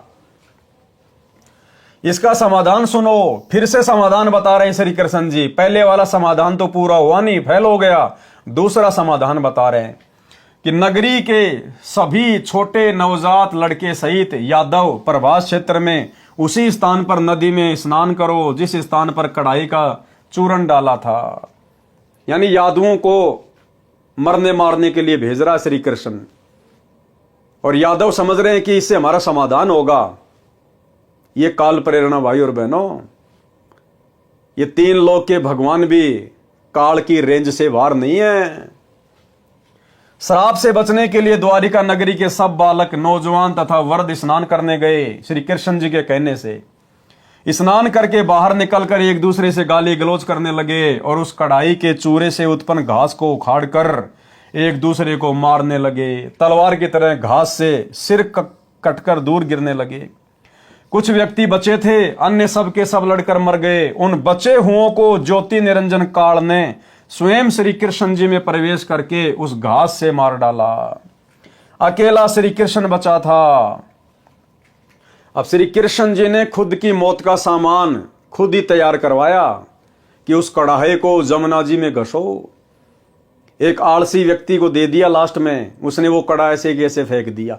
क्या श्री कृष्ण जी को नहीं पता था इस बात का कि इस प्रकार से वहां पर उस कढ़ाई को घिसा जाएगा और एक व्यक्ति उसके कड़े को ऐसा का ऐसा यमुना में डाल देगा, वो कड़ा एक मछली खा जाएगी, मछली को एक बालिया नाम का भील उसको पकड़ लेगा और वो फिर उस कड़े से अपना जहरीला तीर बनवाएगा और उसी तीर से तेरी मृत्यु होगी। फिर काहे के भगवान, काहे के अंतर्यामी, जब उनको इतना ही पता नहीं, खुद की मौत का सामान खुद ने तैयार करवा लिया, तो भला अन्य का, यादुओं का कहां से वो समाधान करते।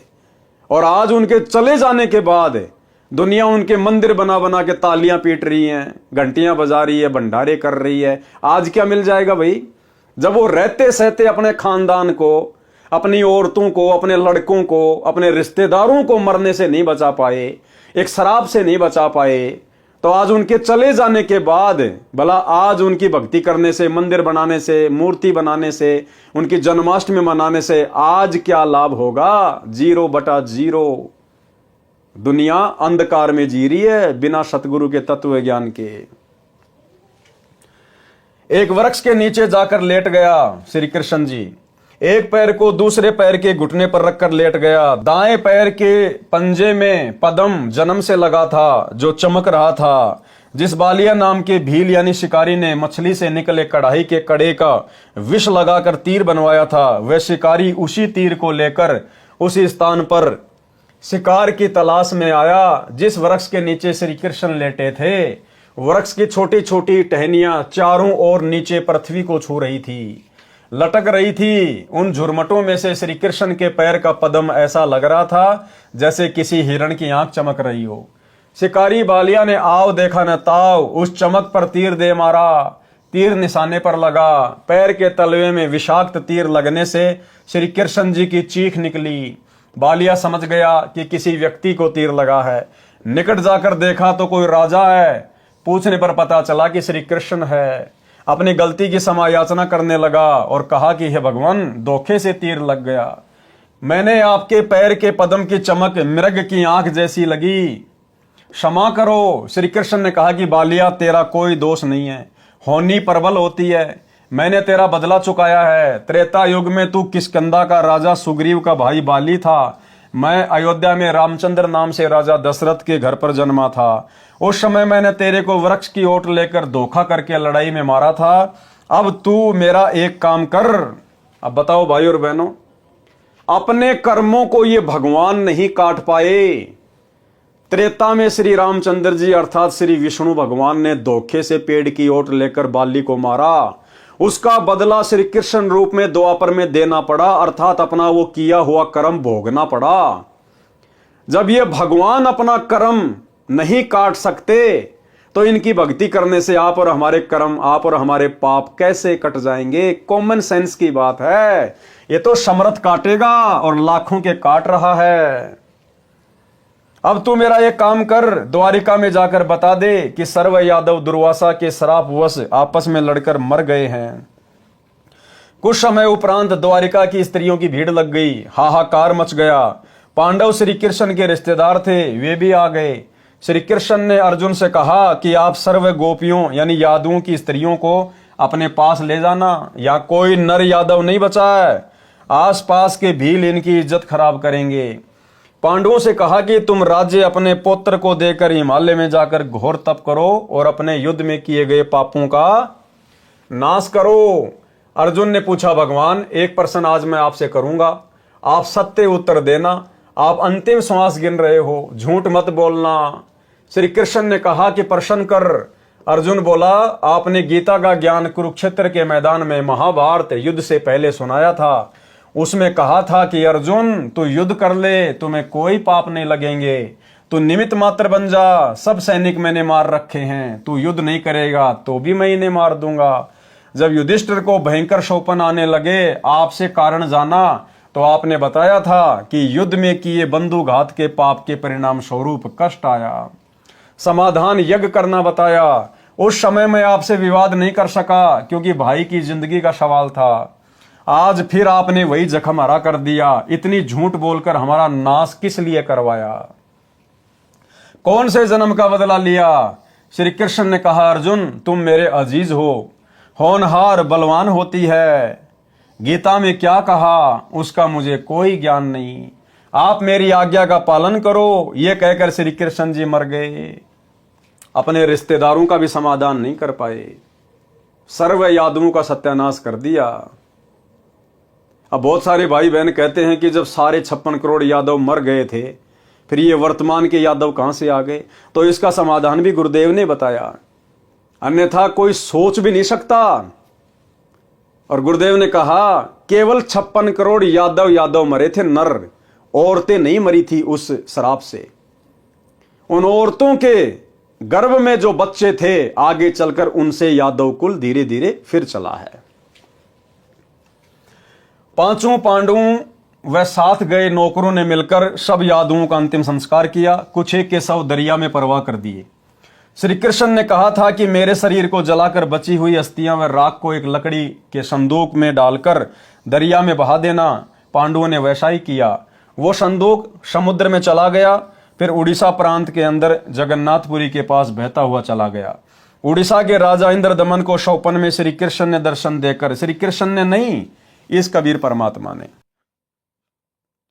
दर्शन देकर कहा कि एक संदूक समुद्र में इस स्थान पर है, उसमें मेरे शरीर की अस्थियां तथा राख हैं, उसको निकालकर उसी किनारे पर उन अस्थियों को जमीन में दबाकर ऊपर एक सुंदर मंदिर बनवा दे। ऐसा किया गया, जो जगन्नाथ नाम से मंदिर प्रसिद्ध है। 4 पांडव पहले चले गए, अर्जुन को गोपियों को लेकर आने को छोड़ गए। अर्जुन के पास वही गांडीव धनुष था जिससे लड़ाई करके महाभारत में जीत प्राप्त की थी। अर्जुन द्वारिका की सर्व स्त्रियों को बैलगाड़ियों में बैठाकर दिल्ली के लिए चल पड़ा। रास्ते में भीलों ने अर्जुन को घेर लिया, अर्जुन को पीटा, गोपियों को लूटा, कुछ स्त्रियों को भील उठा ले गए। अर्जुन कुछ नहीं कर सका, धनुष उठा भी नहीं सका। तब अर्जुन ने कहा था कि श्री कृष्ण नाश करने आया था, युद्ध में पाप करवाने के लिए तो बल दे दिया। लाखों योद्धा इसी गांडीव धनुष से मार गिराए, कोई मेरे सामने टिकने वाला नहीं था। आज वही अर्जुन है, वही धनुष है, मैं खड़ा खड़ा कांप रहा हूं। श्री कृष्ण जालिम था, धोखेबाज था, अर्जुन सोच रहा है। कबीर परमेश्वर जी हमें समझाते हैं कि ये जुल्म श्री कृष्ण ने नहीं किया, ज्योति निरंजन काल ब्रह्म ने किया है। श्री कृष्ण का जीवन देख लो। श्री कृष्ण अपने कुल को मथुरा से लेकर जान बचाकर द्वारिका आया। द्वारिका में उनकी आंखों के सामने सब यादव कुल नष्ट हो गया। श्री कृष्ण का बेटा मर गया, पोता मर गया, सर्व कुल नष्ट हो गया, स्वयं बेमौत मरा। तो आज भाई और बहनों, उस श्री कृष्ण की भक्ति से आप और हमारी अकाल मृत्यु भला कैसे टल सकती है? 1% भी नहीं। उसके कुल की स्त्रियों की दुर्गति भीलों ने की, जबरदस्ती उठा ले गए, उनकी इज्जत खराब की, नरक का जीवन जीने के लिए मजबूर हुई। उसी श्री कृष्ण की पूजा करके जो सुख शांति की आशा करता है, उसमें कितनी बुद्धि है, इस घटना से पता चलता है। वाणी नंबर 150 से 184। ग्रीब दुर्वासा काली सीला ब्रजबली तिहु लोक, अम्बरीश दरबार में तिन भी खाया धोक। ग्रीब चक्र सुदर्शन शीस पड़ी, अम्बरीश को घाली, 3 लोक भागे फिरे ऐसे अवगत चाल।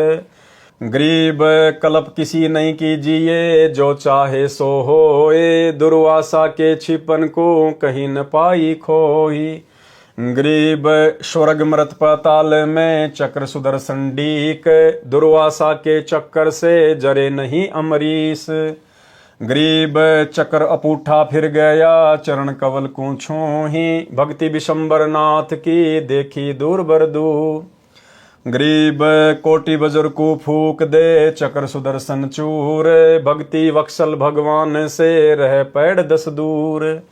गरीब दुर्वासा के दहन को रतीन जग में भेंट, 56 कोटि यादव गए देखी हेठ दर हेठ।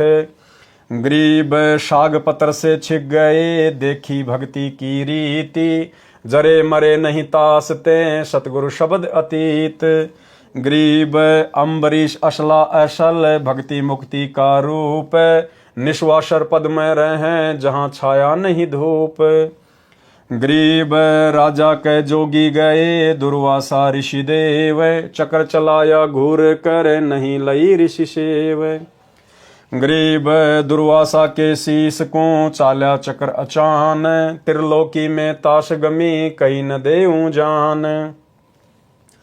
गरीब श्वेत लोक विष्णु पूरी दुर्वासा चली जाए, तहाँ कबीर विष्णु रूप धरी कीनी देख सहाय। गरीब कृष्ण गुरु कसनी हुई और बचेगा कौन, 3 लोक भागे फिरे भर में 14 भुवन। गरीब भक्ति द्रोह ना कीजिए भक्ति द्रोह मम दोष, शिव ब्रह्मा नारद मुनि जिन्हें जरावे ठोक। गरीब भक्ति द्रोह रावण किया हिरणाकुश हिरणानाच, नारायण नरसिंह भये मम भगता है साच। गरीब मम भगता मम रूप है मम भगता मम प्राण, पंडु सताए कौरवा दुर्योधन क्षयोमान। गरीब मम भगता मम प्राण है मम भगता मम देह, हिरणाकुश के उदर को पारत नहीं संदेह। गरीब मम भगता मम प्रिय है नहीं दुनी से काम, राजा प्रजा रीति सब ये नहीं जाने राम। गरीब मम भगता के कारण रचे सकल भंडार, वाल्मीकि ब्रह्मलोक में शंख कला उद्गार। गरीब रावण बाली भी हंडिया मम द्रोही मम जार, सीता सती कलंक क्या पदम 18 भार। गरीब मम द्रोही से ना बचूं छल बलो हनु प्राण, 52 हो बलि कह गए रया दोहूं का मान। गरीब मम दोई मम साल है मेरे जन का दूत, कोटि जुगन काटोती से करूं जंगल का भूत। यहाँ परमात्मा ने अखंड पाठ की वाणियों में अपने मुख कमल से कहा है, गरीब मम द्रोही मम साला है। गरीब मम द्रोही मम साला है मेरे जन का दूत, कोटि जुगन काटोती से करूं जंगल का भूत। गरीब खान पान पावे नहीं जल तिरशाबो अंत, बस्ती में विचरे नहीं सूल फील गजदंत। गरीब मम द्रोही मम साला है मारो रज रज बीन, भवन सकल अरुलोक सब करो प्राण तिक्षीण। गरीब अर्धमुखी गर्भवास में हरदम बारंबार, जूनी भूत पिशाच की जब लग सृष्टि संहार। गरीब गर्भ जूनी में त्रास दूं जब लग धरणी आकाश, मारो तुस तुस बिन करी नहीं मिटे गर्भवास। गरीब प्राण निक दूं तास के 86 सृष्टि संजोग, संत 57 कल्प युग तासिर दीर्घ रोग। गरीब विष्णु ब्रह्मा शिव सुनो और शनकादिक चारी, 88 सहस जलेब में यामति मूड गंवारी। गरीब चक्र चले दुर्वासा परी, मैं बख्शो नहीं तो ही मम द्रोही तू दूसरा चरण कवल ऋषि जोही। गरीब दुर्वासा बोले तहाँ सुनो भक्ति के ईश, स्वर्ग शातल लोक सब तुम पूर्ण जगदीश। गरीब तुमरे दर छूटे नहीं चक्र सुदर्शन चोट, कहाँ खंदाओ ईस जी बचो कौन सी ओट।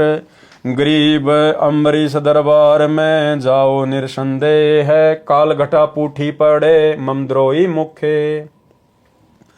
गरीब दुर्वासा मृत्यु लोक को तुम जाओ तत्काल, ज्ञान ध्यान शास्त्रार्थ तजो बाद विद्या जंजाल। गरीब जब तप करनी काल है, बिन भक्ति बंधान, एक ही केवल नाम है, सो देवेंगे दान। गरीब मान बड़ाई कूकरी, डिगडम फाण करंत, जिनके उर में ना बसो, जम छाती तोरंत। सारांश, सतयुग में अमरीश नाम के एक धार्मिक राजा हुए। वही आत्मा त्रेता युग में राजा जनक हुए, जो सीता जी के पिता थे। वही राजा अमरीश अब राजा जनक वाली आत्मा कलयुग में श्री नानक देव सिख धर्म के प्रवर्तक हुए। और भाई साहब, वो नानक जी अभी तक पार नहीं हो पाए, क्योंकि पार होने का समय तो भाई और बहनों कलयुग की बिचली पीढ़ी है। नानक जी भी 64 लाख आत्माओं में से एक थी, और 64 के 64 लाख भाई और बहनों 650 साल पहले गुरु को परमात्मा ना मानकर फैल हो चुके थे। तो श्री नानक जी भी अभी तक यहीं फंसे पड़े हैं। और भाई और बहनों, हिसार जेल से आए हुए विशेष संदेश नंबर 74 में गुरुदेव भगवान ने बिल्कुल क्लियर कर दिया कि श्री नानक जी का वर्तमान में जन्म हो चुका है और उनको नाम दीक्षा भी मिल चुकी है। परमात्मा ने उस आत्मा का जिक्र किया कि सतयुग में वो राजा अमरीश था, त्रेता में राजा जनक था, और 650 साल पहले बाबा नानक के रूप में जन्मा। और अब वर्तमान में अगर अब परमात्मा उसको शरण में ना लेता तो फिर से 84 में जाता। गुरुदेव कह रहे हैं, अब यदि वर्तमान में परमात्मा उनको शरण में ना लेता, उनको नाम ना देता, तो 84 में जाता। तो भाई और बहनों, नानक जी की आत्मा अभी भी यही फंसी पड़ी है, क्योंकि ये कलयुग की बिचली पीढ़ी का टाइम ही मोक्ष का मेन टाइम है।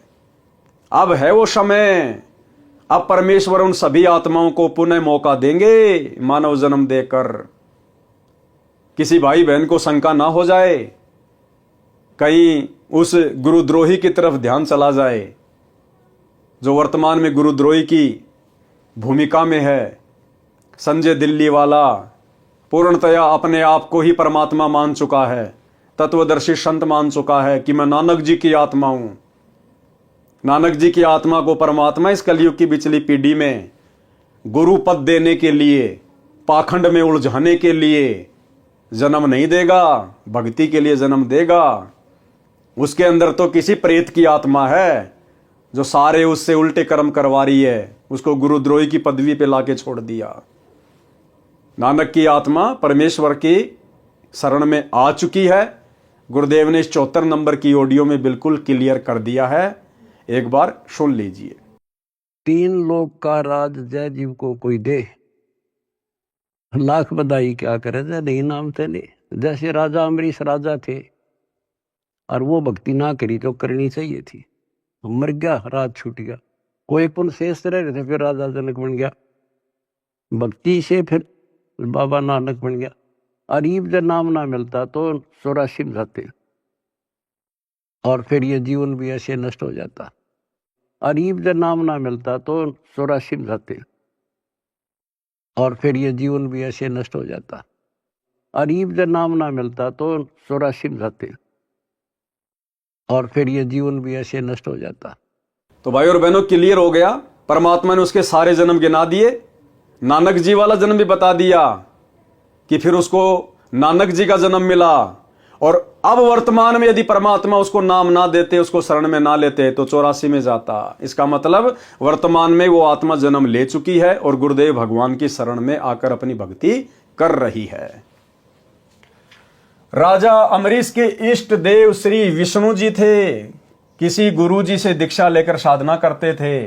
राजा अमरीश भक्ति को प्राथमिकता देते थे, उनके लिए अन्न जल का संयम रखते थे कि मन भक्ति में लगे।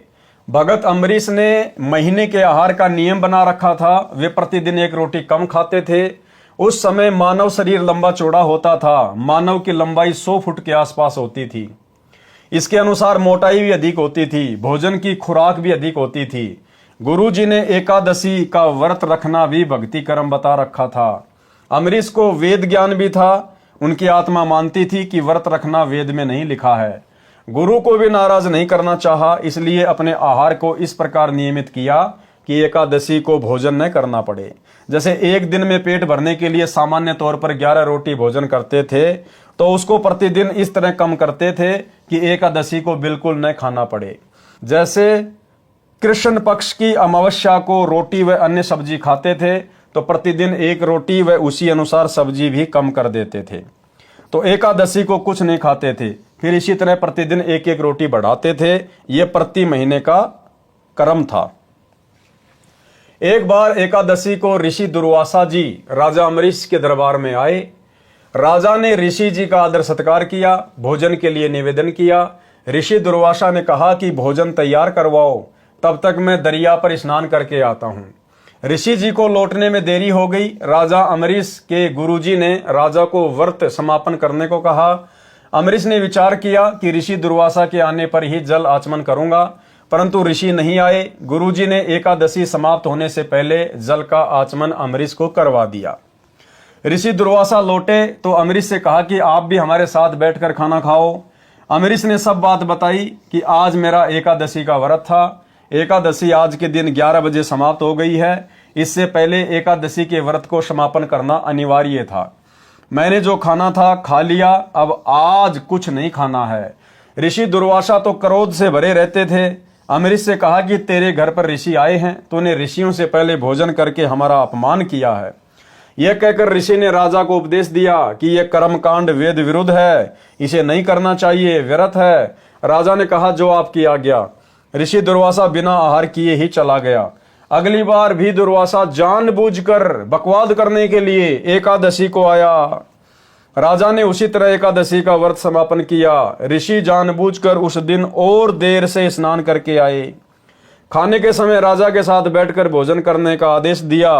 राजा ने वही व्यवस्था बताई कि मैंने एकादशी के व्रत का समय पर उद्यापन करना था, आज भोजन नहीं खा सकता, क्षमा करो, आप भोग लगाओ और हमें कृतार्थ करो।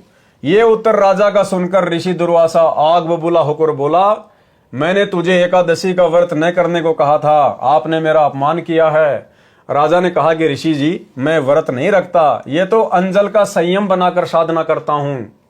परंतु ऋषि दुर्वासा ने सुदर्शन चक्र को आदेश दिया कि राजा का सिर काट दे। सुदर्शन चक्र तुरंत सक्रिय हुआ, आग की लपटें निकलने लगी। सुदर्शन चक्र ने भयंकर रूप धारण किया और राजा अम्बरीश की ओर चल पड़ा, जो वहां से 10 कदम 50-60 फुट की दूरी पर जमीन पर आसन लगाए बैठा था। राजा के चरण छूकर सुदर्शन चक्र वापस दुर्वासा ऋषि की ओर मुड़ा और ऋषि के शांत करने पर भी शांत नहीं हुआ, तो ऋषि को समझते देर न लगी कि चक्र तेरे को भस्म करेगा। भाई और बहनों, यही दुर्वासा वाली गलतियां ये सतलोक आश्रम मैनेजमेंट हरियाणा, गुरुजी का परिवार, ये कोऑर्डिनेटर लोग बरवाला कांड 2014 से लगातार सात संगतियों में सत्सेवकों के साथ में कर रहे हैं। भाई हम अपनी सात संगतियां रख रहे हैं, हम भगत भाई बहन मिलकर अपने गुरु को इष्ट मानकर भोग लगा रहे हैं, हम भाई बहन मिलकर शंका समाधान करते हैं, गुरु के ज्ञान पे चर्चा करते हैं, गुरु की महिमा करते हैं, भंडारा करते हैं। ये लोग जबरदस्ती जानबूझकर बकवाद करने के लिए दुर्वासा ऋषि की तरह काल प्रेरणा से सात संगत वाले भाई बहनों के साथ में मार पिटाई करते हैं, लड़ाई झगड़ा करते हैं। एक बार नहीं, 2 बार नहीं, अनेकों बार इन्होंने जानबूझकर बकवादें की है। भाई और बहनों, भक्ति विधान तो वही है। अब आने वाले समय में भी इन लोगों के साथ में वही बनेगी जो दुर्वासा ऋषि के साथ बनी, जानबूझकर बकवाद करने वालों के साथ बनी। हम कोई गुरुजी के परिवार के घर में जाके साथ संगतियां नहीं करते, हम इनके आश्रमों में जाके साथ संगतियां नहीं करते, हम इन आश्रम वालों को बुलाते भी नहीं, लेकिन जबरदस्ती काल प्रेरणा से ये लोग साथ संगति में व्यवधान डालने के लिए दुर्वासा की तरह आ टपकते हैं। तो भाई और बहनों, ये जानबूझकर बकवाद करते हैं और आने वाले समय में भक्ति विधान अनुसार इनके साथ में वही बनेगी जो दुर्वासा के साथ में बनी।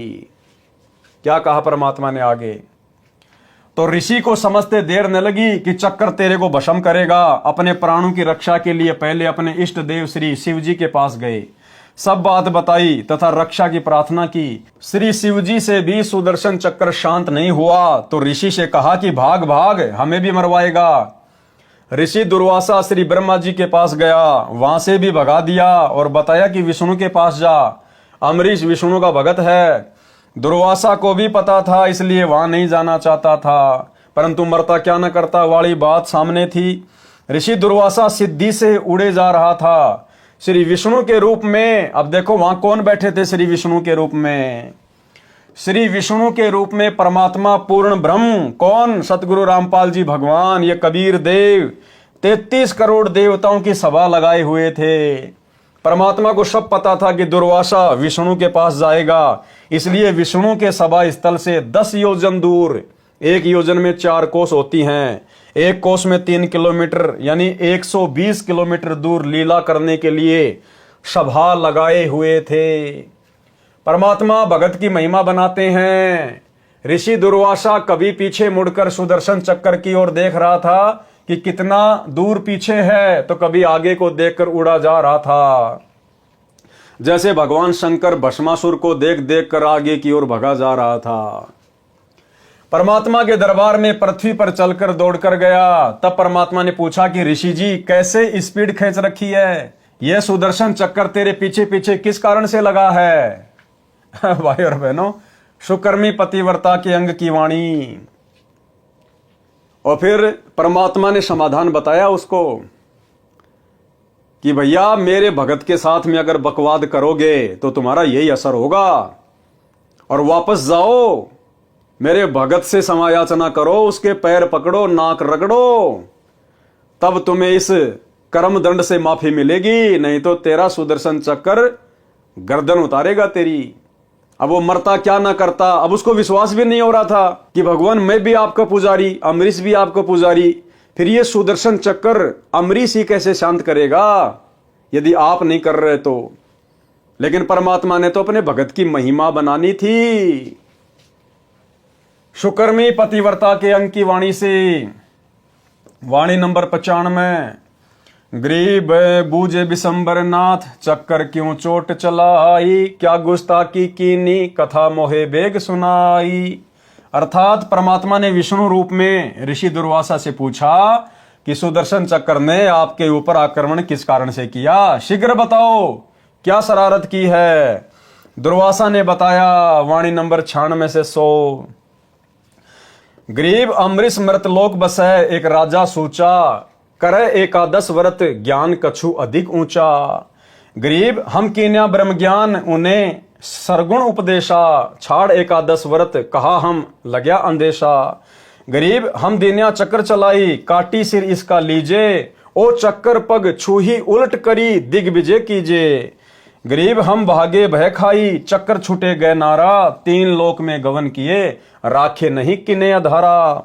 गरीब अब आए तुम पास, जान राई जानत सोई, हमको ल्यो छिपाई, चक्कर मारे नहीं मोही। सारांश, मृत लोक यानी पृथ्वी के ऊपर अम्बरीश नाम का एक सच्चा सोचा राजा निवास करता है। वह एकादशी का व्रत करता है, परंतु उसका ज्ञान उत्तम है। सारी सच्चाई बता दी वहां तो उसने। मैंने उनको ज्ञान समझाया और कहा कि आप एकादशी का व्रत त्याग दो, परंतु राजा अपनी बात को ऊपर रखते हुए अपना ज्ञान बोलने लगा। इससे मुझे क्रोध आ गया। मैंने सुदर्शन चक्कर को आज्ञा दी कि राजा अम्बरीश का सिर काट दे। सुदर्शन चक्कर चला और राजा के चरण छूकर उल्टा मेरे को मारने के लिए चल पड़ा। मैं डरकर भागा, तीनों लोकों में रक्षा के लिए गया, परंतु किसी ने शरण नहीं दी। हे जानी जान, अब मैं आपकी शरण में आया हूं, मेरे को छुपा लो, सुदर्शन चक्कर मुझे मारे ना, मेरी रक्षा करो। भाई और बहनों, ऐसी बात नहीं है। परमात्मा ने कहा कि सुदर्शन चक्कर को विष्णु भी शांत कर सकता था, ब्रह्मा भी कर सकता था, लेकिन वो सुदर्शन चक्कर श्री विष्णु जी ने नहीं छोड़ा था। वो सुदर्शन चक्कर श्री ब्रह्मा जी वाला नहीं था, शंकर जी वाला नहीं था। वो सुदर्शन चक्कर तो पूर्ण ब्रह्म परमात्मा कबीर देव सतगुरु रामपाल जी भगवान ने छोड़ा था, और उनके द्वारा छोड़ी गई शब्द शक्ति को उनके अलावा कोई भी नहीं रोक सकता। वाणी नंबर 101 से 103, 107 से 111, 115। गरीब हंसे विशंबर नाथ, ऋषिजन तू ज्ञान हीना, अम्बरीश दरबार तुम क्यों दिग्विजय कीना। गरीब अम्बरीश रणधीर, सती सूरा सतवादी, तुम दुर्वासा देव फिरो ज्ञानन के वादी। गरीब निर्गुण सरगुण भक्ति, सब उनके हैं देवा, उर में रहे छिपाई, कहे कोनन से भेवा। गरीब तुम ऋषि जाओ बेगी अम्बरीश दरबारा, दुध बाद मिटी जाही हो तुम्हारा निस्तारा। गरीब चरण कमल चितलाई पढ़ो उनके दरबारा, वे कल्प वृक्ष स्वरूप कष्ट के मोचन हारा। गरीब जब ऋषि चले विचारी, चूक हमरी ही निकशी, चक्र सुदर्शन गैल जान अमरीश ही बख्शी। गरीब बोले राजा बैन सुनो दुर्वासा देवा, ना कछु हमरे दोष तुम्हारा तुमको लेवा।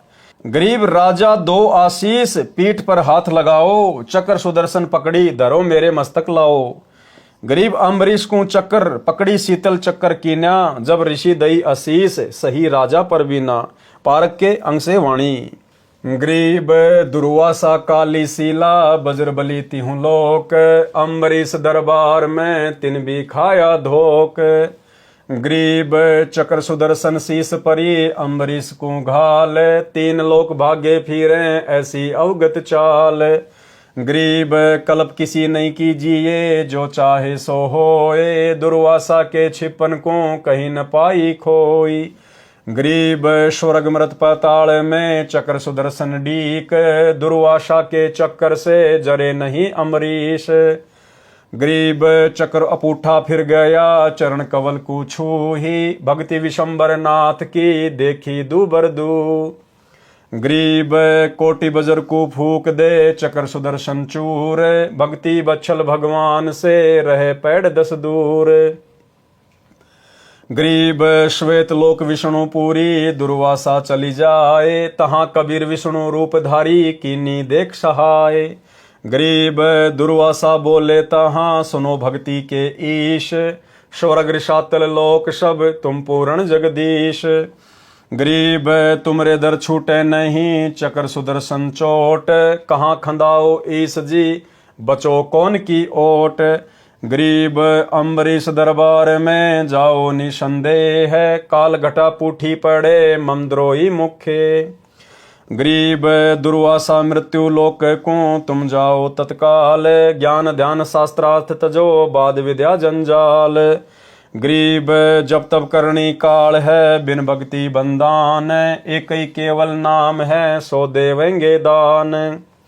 गरीब मान बड़ाई कूकरी डिम डफान करंत, जिनके उर में ना बैसो जम छाती तोरंत।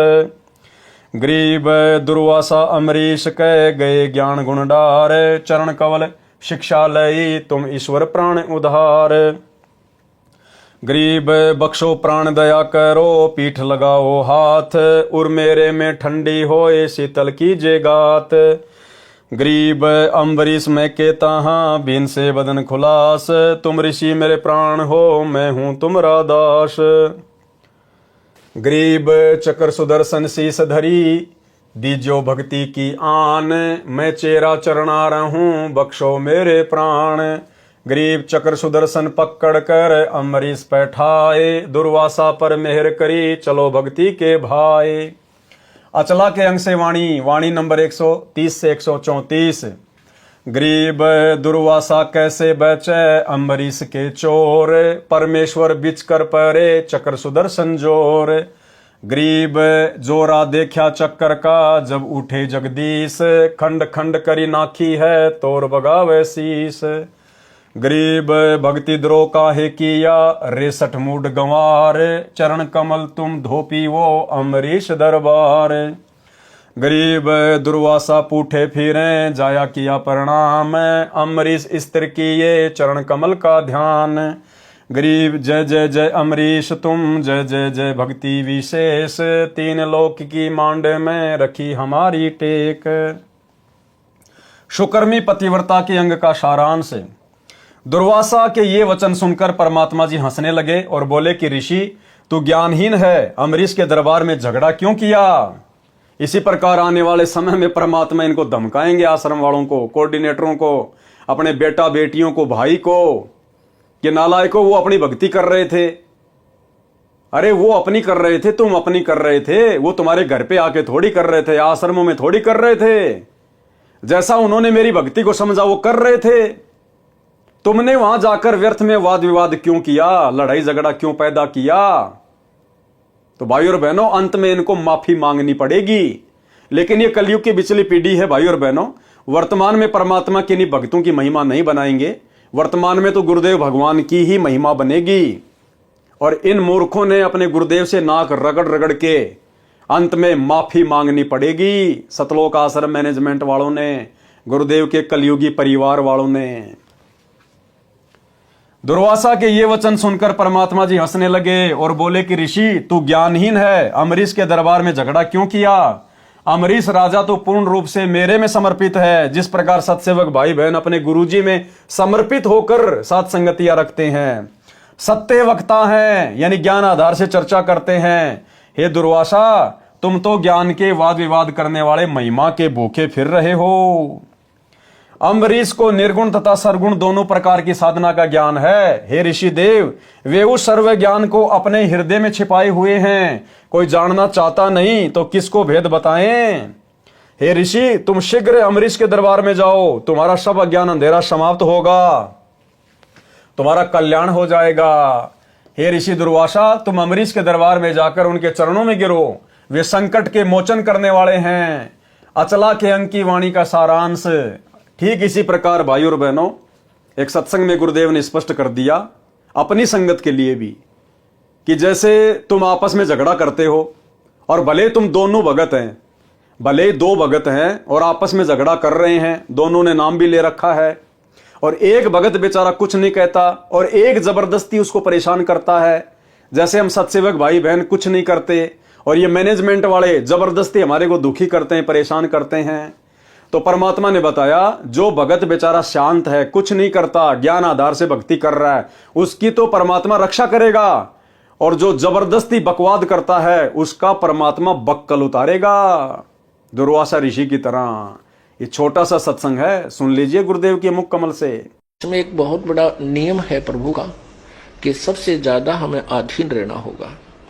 आप दो भक्त हैं, दोनों ने उपदेश ले रखा है, और तुम आपस में झगड़ा करते हो और एक भक्त कुछ नहीं कहता, दूसरा उसको नाजायज परेशान करने की चेष्टा करता है, तो परमात्मा उस जो भक्त की रक्षा करेगा। और वो भी बेशक भक्त है, जो बेमतलब बकवाद करके दूसरे को तंग कर रहा है भक्त को, तो उसको हानि पहुंचाएगा, जबकि दोनों भक्त ही है। तो भाइयों और बहनों, ठीक आने वाले समय में गुरुदेव के कलयुगी परिवार के साथ, सतलोक आश्रम मैनेजमेंट हरियाणा के साथ ऋषि दुर्वासा जैसी बनेगी, क्योंकि इन्होंने तो इस कलयुग की बिचली पीढ़ी में पूर्ण सतगुरु से उपदेश लेकर, तत्व ज्ञान लेकर दुर्वासा से भी बड़ी गलतियां कर डाली, दुर्वासा से भी बड़ी गलतियां।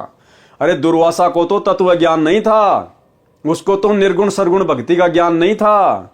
आज तुम्हें गुरुदेव ने क्या कमी छोड़ दी ज्ञान समझाने में 30 वर्षों में, फिर भी तुमने अपने स्वार्थ के लिए सात संगतियों में आकर काल प्रेरणा से झगड़ा किया, बकवादे की, मुकदमे लगवाए, भक्तों को जेल करवाई, भक्तों के साथ में मारपीट की। तुम्हारे साथ क्या बनेगी? तुम्हारे ही कर्मों के प्रतिफल में। अचला के अंक की वाणी का सारांश है। संत गरीबदास जी बता रहे हैं कि दुर्वासा कैसे बच सकता था। वह तो एक महान आत्मा अम्बरीश का चोर था, यानी अम्बरीश के यथार्थ ज्ञान को सुनकर भी अपने अहंकार का प्रदर्शन किया। ठीक इसी प्रकार सात संगति की वीडियो देखकर भी सतलोक आश्रम मैनेजमेंट हरियाणा वाले अपने अहंकार का ही प्रदर्शन कर रहे हैं, सच्चाई को स्वीकार नहीं रहे। वह तो परमेश्वर जी बीच में आ गए, अन्यथा सुदर्शन चक्र तो बहुत शक्तिशाली है। इसी प्रकार भाई और बहनों, जो कर्म वर्तमान में गुरुदेव का परिवार कर रहा है, कोऑर्डिनेटर कर रहे हैं, ये तो सतगुरु रामपाल जी भगवान इनका बीच बचाव कर रहे हैं, इनके बीच में पड़े हैं, नहीं तो इनके कर्मों का दंड बहुत भयंकर है। क्योंकि साध संगति सतगुरु रामपाल जी भगवान का यथार्थ 13वां कबीर पंथ है, और इनके 13वें पंथ को यानी सात संगतियों को रोकने का मतलब है ट्रेन की पटरी के ऊपर अंधे गधे के द्वारा लात चलाना। ये तो ड्राइवर समझदार है, परमात्मा है जो गाड़ी रोक के रखा हुआ है, अन्यथा वो गधा कहां जाके गिरे उसका अता पता भी नहीं पड़े। परमेश्वर जी ने सुदर्शन चक्र की उग्रता देखी, तब अपना आसन छोड़कर दुर्वासा की रक्षा के लिए उठे। विचार किया कि यदि बचाव नहीं किया तो ऋषि के टुकड़े टुकड़े करके मार डालेगा। हे मूर्ख गंवार ऋषि दुर्वासा, हे मूर्ख गंवार सतलोक आश्रम मैनेजमेंट हरियाणा वालों, तुमने भगत अम्बरीश के साथ द्रोह क्यों किया? तुमने सात संगत वाले सतसेवकों के साथ में झगड़ा क्यों किया? तुम अम्बरीश के दरबार में जाओ और चरण धोकर पीओ। पारक के अंक की वाणी का सारांश। दुर्वासा ऋषि ने भगवान से कहा कि आप तीनों लोकों के स्वामी हो, आप पूर्ण जगदीश हो, आप भक्तों के भगवान हो। आपके द्वार पर मेरी रक्षा नहीं हुई तो कहां होगी? आप अपने से दूर कहां भेज रहे हो प्रभु जी? सुदर्शन की मार से आपके बिना किसकी शरण में बचाव होगा? परमात्मा ने ऋषि दुर्वासा से कहा कि तुम अम्बरीश के दरबार में निसंकोच जाओ, डरो मत। मेरे भगत के द्रोही का मुंह तो काला होता ही है। उस भगत द्रोही के मुख में राख यानी कालिक पड़ती है, यानी उसकी तो दुर्गति होती है। और आने वाले समय में इन सतलोक आश्रम मैनेजमेंट हरियाणा वालों के साथ यही हाल होगा। परमेश्वर जी ने कहा, हे दुर्वासा, तुम मृत लोक यानी पृथ्वी लोक को शीघ्र जाओ, इस शास्त्रार्थ के चक्कर को त्याग दो। वाद विवाद तो जी का जंजाल होता है। बिना मर्यादा की भक्ति के तो जब तप अन्य करनी क्रियाएं काल हैं, यानी जीवन नाशक है। सच्चा गुरु तो केवल नाम जाप की दीक्षा देता है। सच्चा गुरु स्टेडियम नहीं बनवाता, हॉस्पिटल नहीं खुलवाता, राजनीति नहीं करवाता, गुंडों की सीबीआई जांच नहीं करवाता, आरक्षणों में भक्तों को नहीं बैठाता, जाटों के भवन नहीं बनवाता, गांव वालों के लिए रोडे नहीं बनवाता, एम्बुलेंस नहीं चलवाता। केवल नाम का जाप देता है, मर्यादा देता है। बिना मर्यादा की भक्ति के तो जब तक अन्य क्रियाएं काल हैं, यानी जीवन नाशक है। सच्चा गुरु तो केवल नाम की दीक्षा देता है। मैं उनके साथ नहीं रहता जो पाखंड करते हैं। अब ये सतलोक आश्रम मैनेजमेंट हरियाणा ने 2014 के बाद में अभी अभी आपको जो इनके कुकर्म गिनाए हैं, ये पाखंड है, पाखंड। मैं उनके साथ नहीं रहता जो पाखंड करते हैं, मान बढ़ाई की चाहत रखते हैं। तो भैया, राजनेताओं के चक्कर काटने वाले तो मान बढ़ाई के भूखे होते ही है। मान बढ़ाई तो कुकरी यानी कुतिया के समान है, यानी बिना इज्जत का कार्य है। और आने वाले समय में गुरुदेव का परिवार आज वर्तमान में गुरुजी को ना समझकर, ज्ञान को ना समझकर, मर्यादाओं की धज्जियां उड़ाकर जिस प्रकार से भक्तों से सत्संगों के विरुद्ध क्रिया करवा रहा है, आने वाले समय में भाई और बहनों, परमात्मा इनको इज्जत से नंगा करेंगे, नंगा। ये विधान है मालिक का। ये अपने कर्मों से शवतः हो जाएंगे। बच्चे बच्चे को पता चल जाएगा। अरे कल को क्या ये दुनिया परमात्मा की शरण में नहीं आएगी? क्या वो धनाना गांव वाले परमात्मा की शरण में नहीं आएंगे? आज जितने भाई बहन सतलोक आश्रमों में जाते हैं, ज्ञान को आधार नहीं बना रहे, क्या कल को ये ज्ञान को नहीं समझेंगे? क्या इनको मर्यादाओं के विषय में पता नहीं चलेगा? तो जितने बड़े बड़े कुकर्म इन्होंने कर दिए, ये कहां छुपेंगे? कहां छुपेंगे? ये बच्चा इनको ताने मारेगा, बच्चा कि काहे का गुरुजी का बेटा, काहे की गुरुजी की बेटी, काहे का कोऑर्डिनेटर 30 साल से क्या झक मरा रहा था गुरुजी के साथ में? तेरे को इतना भी नहीं पता चला? जो महापुरुष मोबाइल में वीडियो गेम खेलने के लिए मना करता है, और तुमने उस महापुरुष के नाम से 1 करोड़ रुपए का स्टेडियम बनवा दिया। ये बच्चा इनको बोलने नहीं देगा। आने वाले समय में बच्चा बोलेगा कि राजनीति कहां है गुरुजी के सत्संग में? कब गुरुजी ने बीजेपी को वोट डलवाए, कांग्रेस को वोट डलवाए, कब आदेश दिया? दिखा। ये बोल नहीं पाएंगे आने वाले समय में भाई और बहनों, बोल नहीं पाएंगे। ये मान बढ़ाई तो कुकरी यानी कुतिया के समान है, यानी बिना इज्जत का कार्य है। परमात्मा के दरबार में इज्जत ना रही तो वह आत्मा गली की कुतिया के समान है। जो पाखंड करते हैं, अन्य को नीचा दिखाते हैं, उनकी यम के दूध छाती तोड़ते हैं, यानी बुरी मार मारते हैं। दुर्वासा ऋषि लौटकर राजा अम्बरीश के दरबार यानी राजभवन में गया। मरता क्या न करता, अपने ज्ञान को त्याग कर अपनी गलती मानकर कहा कि आप तो मेरे ईश्वर हो, मेरे प्राण आधार हो, दया करो, मेरे प्राणों की रक्षा करो, मेरी पीठ पर कृपया भरा हाथ रखो ताकि मेरा दिल शांत हो, कलेजे को ठंडक पड़े, मेरा भय समाप्त हो। सुदर्शन चक्र को मेरे सिर पर शांत करके रखो। मैं आपका नौकर बनकर आपके दरबार में सदा रहूंगा। मेरे जीवन की रक्षा करो, मेरे प्राण बख्शो तथा भक्ति का दान दो। ऋषि दुर्वासा की दशा देखकर अम्बरीश हंसने लगे और प्रसन्न चित्त से ऋषि दुर्वासा से बोले कि हे देव ऋषि जी, आप तो मुझे प्राणों से भी प्रिय हो, मैं आपका दास हूं। अम्बरीश ने सुदर्शन चक्र जो आग की लपटें छोड़ रहा था, हाथ से पकड़कर शांत करके दुर्वासा को अपने पास बैठाया। दुर्वासा के ऊपर मेहर की, कहा कि भक्ति भाव से रहा करो, मान बढ़ाई में जीवन नष्ट ना करो। सुकर्मी पतिव्रता के अंक की वाणी नंबर 112 से 115 का सारांश।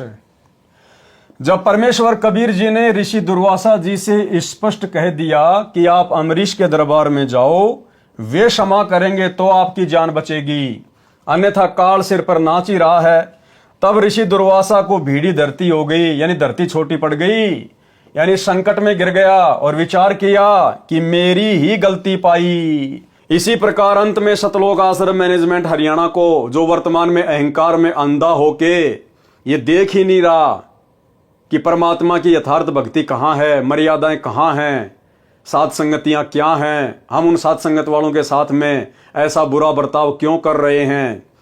अंत में सतगुरुदेव भगवान के मुख कमल से जब इनको सुनने को मिलेगा कि भाई गलती तुम्हारी ही है, और इनको भी एहसास होगा कि हां हमारी ही गलती हुई है, यानी संकट में घिर गया और विचार किया कि मेरी ही गलती पाई। सुदर्शन चक्र पीछा नहीं छोड़ रहा है, अब तो राजा अम्बरीश ही पीछा छुड़वाएगा, वही जीवन दान देगा। राजा अम्बरीश बोले कि हे दुर्वासा देव जी, मैंने कुछ नहीं किया, आपने जैसा किया उसका फल ही मिला है, इसमें मेरा कोई दोष नहीं है। ऋषि दुर्वासा ने निवेदन किया कि मेरी रक्षा करो, सुदर्शन चक्र को शांत करो। राजा अम्बरीश ने सुदर्शन चक्र को शांत करके ऋषि को पकड़ा दिया, बोले कि ले तेरी मिसाइल, फिर गलती न करना। तब ऋषि दुर्वासा के जान में जान आई और अम्बरीश को आशीष दी कि धन्यवाद, आप विद्वान हो, महापुरुष हो। अचला के अंक की वाणी नंबर 133 134 का भी यही अर्थ है, दुर्वासा तथा अम्बरीश की सत्य कथा का सारांश। तो भाई और बहनों, आज के वीडियो में हम केवल इतना ही लेंगे। इन कथाओं के माध्यम से हमने शिक्षा साथ साथ लेकर चलना है।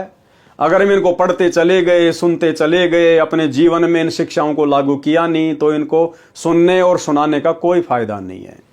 तो भाई और बहनों, हम भगत हैं, संत हैं, गुरुदेव ने हमारे कुछ लक्षण बताए हैं, गुण बताए हैं। हमने अपनी मर्यादाओं में रहकर, अपने परमात्मा से डरकर, भक्ति भाव से चलते हुए हमने इस काल के लोक में गुरु आशीर्वाद से विजय प्राप्त करनी है।